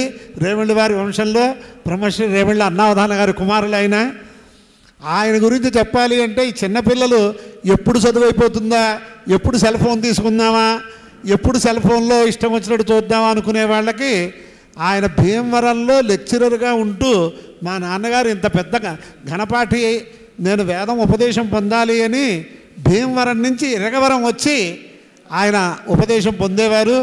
ఇలాంటివన్నీ కూడా మా బావగారు సత్యనారాయణ శాస్త్రి గారు మహానుభావులు పిల్లలకి తెలియాలి. చదువుకుంటే ఏమి సంపాదించవచ్చు అనుకోకుండా చదువే విద్యే ధనము అని అనుకోవాలి. సర్వద్రవ్యేషు విద్యైవ ద్రవ్యమాహురనుత్తమం అహార్యత్వాత్ అనర్ఘత్వాత్ అక్షయత్వాత్ సర్వదా అనే కారణాలతోటి దాని యొక్క గొప్పతనం చెప్పారు. చిన్నపిల్లలందరూ కూడా ఇతోధికంగా ఉండాలి. ముఖ్యంగా సత్యనారాయణ శాస్త్రి గారు మహానుభావులు మరి పుత్రరత్నం అన్నందుకు ఆ గురువుగారిని రెండు గురువుగారు ఆయనే, పితృదేవులు ఆయనే. ఆయన యొక్క విషయం ఎంత బహుకుటుంబంతో కూడా ఎలా అధ్యయన అధ్యాపనములు చేసుకుంటూ అనుష్ఠానం చేసుకునేవారో చెప్పినందుకు మనందరం కూడా ఆ మార్గంలో ఉండాలి అని కోరుతూ ఇక్కడ ఈ కార్యక్రమాన్ని సంపూర్ణ కృష్ణయజుర్వేద ఘనపారాయణంలో సంకల్పించినందుకు సత్యనారాయణ శాస్త్రి గారు ఈ రూపంగానైనా అంగీకరించినందుకు వారికి అనేక కృతజ్ఞతాపూర్వక నమస్కారాలు. ఇక్కడ వచ్చిన దాంట్లో ఏదైనా అనులోమ విలోమములు పాఠాలు ఉన్నాయి కదా, అంచేత ఈ కార్యక్రమంలో ఇవాళ ఆయన ఇక్కడికి రావడం దత్తాత్రేయ వేద విద్యా గురుకుల రజతోత్సవంలో ఒక అత్యంత శుభదినం అని మాత్రం నేను చెబుతూ ఈయనకి ఇదే కార్యక్రమం సుమారుగా శ్రీరామశర్మ గారితో కలిపి ఈయనకి చెయ్యాలి అని చాలా ప్రయత్నం చేసి ఇంకా ఆయన రావడం కష్టసారి 2 ఏళ్ళు ఏదో వేరే వేరే కార్యక్రమాల్లో ఉన్నారు. అంత క్రితం ప్రతి వార్షిక కార్యక్రమానికి వచ్చేవారు. ఒక 2 సంవత్సరాలు రాలేకపోయారు. వారితో పాటే ఈయన్ని కలపాలి అని నేను అనుకుంటే చిట్ట చివరికి దత్తాత్రేయ ప్రసాదం మీకు పంపిస్తున్నానంటే, ఏమయ్యా నువ్వు స్వాధ్యాయ బ్రాహ్మణ భాష్యం అడిగావు, నేను వస్తాను తగ్గుతోంది, వచ్చి 4 మాటలు చెప్పాకే అది తీసుకుంటాను అని చెప్పారు. అందుచేత ఈరోజు వారి మనవడు ఈ ఘనపారాయణలో శ్రీరామశర్మ గారిని కూడా అబ్బాయి గారిని కూడా నేను అనంతపద్మనాభ శాస్త్రి గారిని ఒక్కరోజు రమ్మన్నాను. రాలేకపోయినందుకు ఈరోజు అనుకోకుండా పౌత్రుడు వచ్చినప్పుడు ఆ పౌత్రుడికే ఆ దత్తాత్రేయ ప్రసాదాన్ని మేము అందజేస్తాం. అందుచేత ఇక్కడి నుంచే బ్రహ్మలోకంలో ఉన్నటువంటి శ్రీరామశర్మ మహోదయులకి నమస్కారం చేసుకుంటూ అపరాధ సహస్రాన్ని క్రియంతే హర్నిషమ్మయ దాసో యమితి మాం మత్వా క్షమస్వ పరమేశ్వర అంచేత ఆ ప్రకారంగా చేస్తూ ఇంతవరకు మా అక్కయ్య గారిని వాళ్ళని కూడా ఇక్కడికి రప్పించి ఈ ప్రకారంగా చేసినందుకు విద్యా కుటుంబంలో ఉన్నాం మన అందరం కూడాను. ఆయన అన్నారు, మీరు గురుగారి దగ్గర చదువుకున్నట్టు నాకు తెలుసు కదా రాణి నరసింహశాస్త్రి గారు, మరి ఆయన గురువులు మీకేమవుతారు అన్నారు. అంచేత పరమ గురువుల యొక్క స్మరణం పరమ శ్రేయప్రదం అని మాత్రం చెబుతూ ఈ కార్యక్రమానికి వచ్చి శ్రమ పట్టినందుకు, వారు వచ్చినందుకు, ఏదైనా మా వల్ల ఏదో మనం ఏ హోమం చేసినా ఓ సంకల్పం చెబుతాం, ఏతావత్పర్యంతం నానా ప్రకారేణ సంభావిత సకల దోష నిర్హరణార్థం గురు నమస్కార క్రియతే. నమస్కార.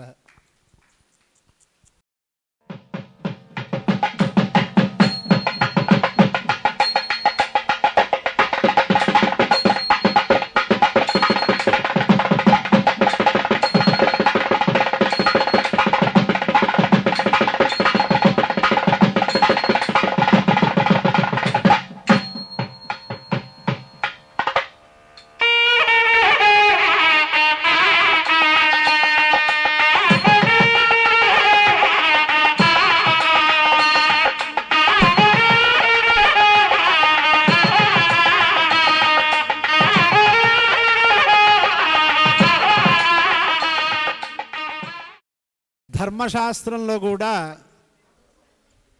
ఎవరికి ఏ సంశయం వచ్చినా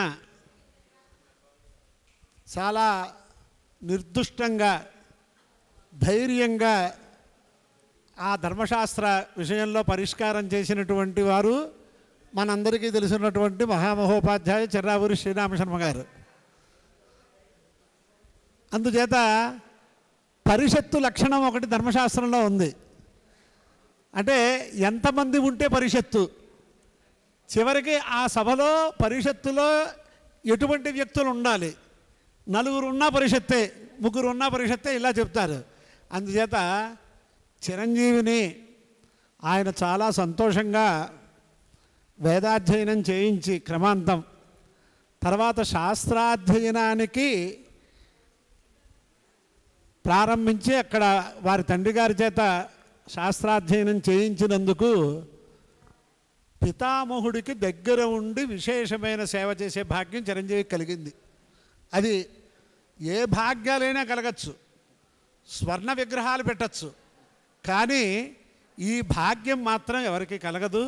అందుచేత అటువంటి భాగ్యం ఆ పితామహుడికి పితామహికి కూడా ఇంట్లో ఉంటే మరి తప్పదు కదా, ఆ సేవ చేసిన భాగ్యం వల్ల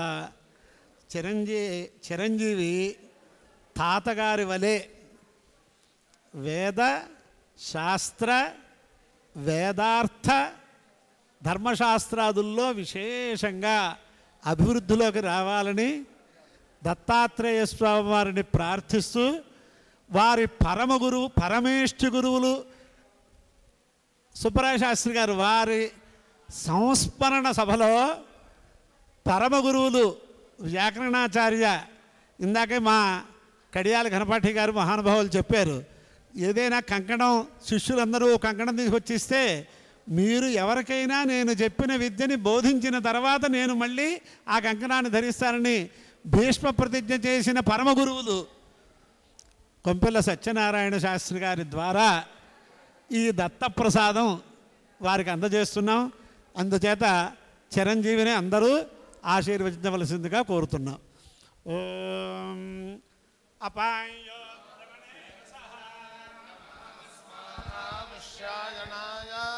తేజసే బ్రహ్మవర్చసాయ గృహామి అపాయ ఊర్వరసః తమహమస్మాముష్యాయణాయ ఓజసే వీర్యాయ గృహామి అపాయో మధ్యతోరసః తమహమస్మాముష్యాయణాయ పుష్ట్యై ప్రజననాయ గృహామి అపాయో యజ్ఞయోర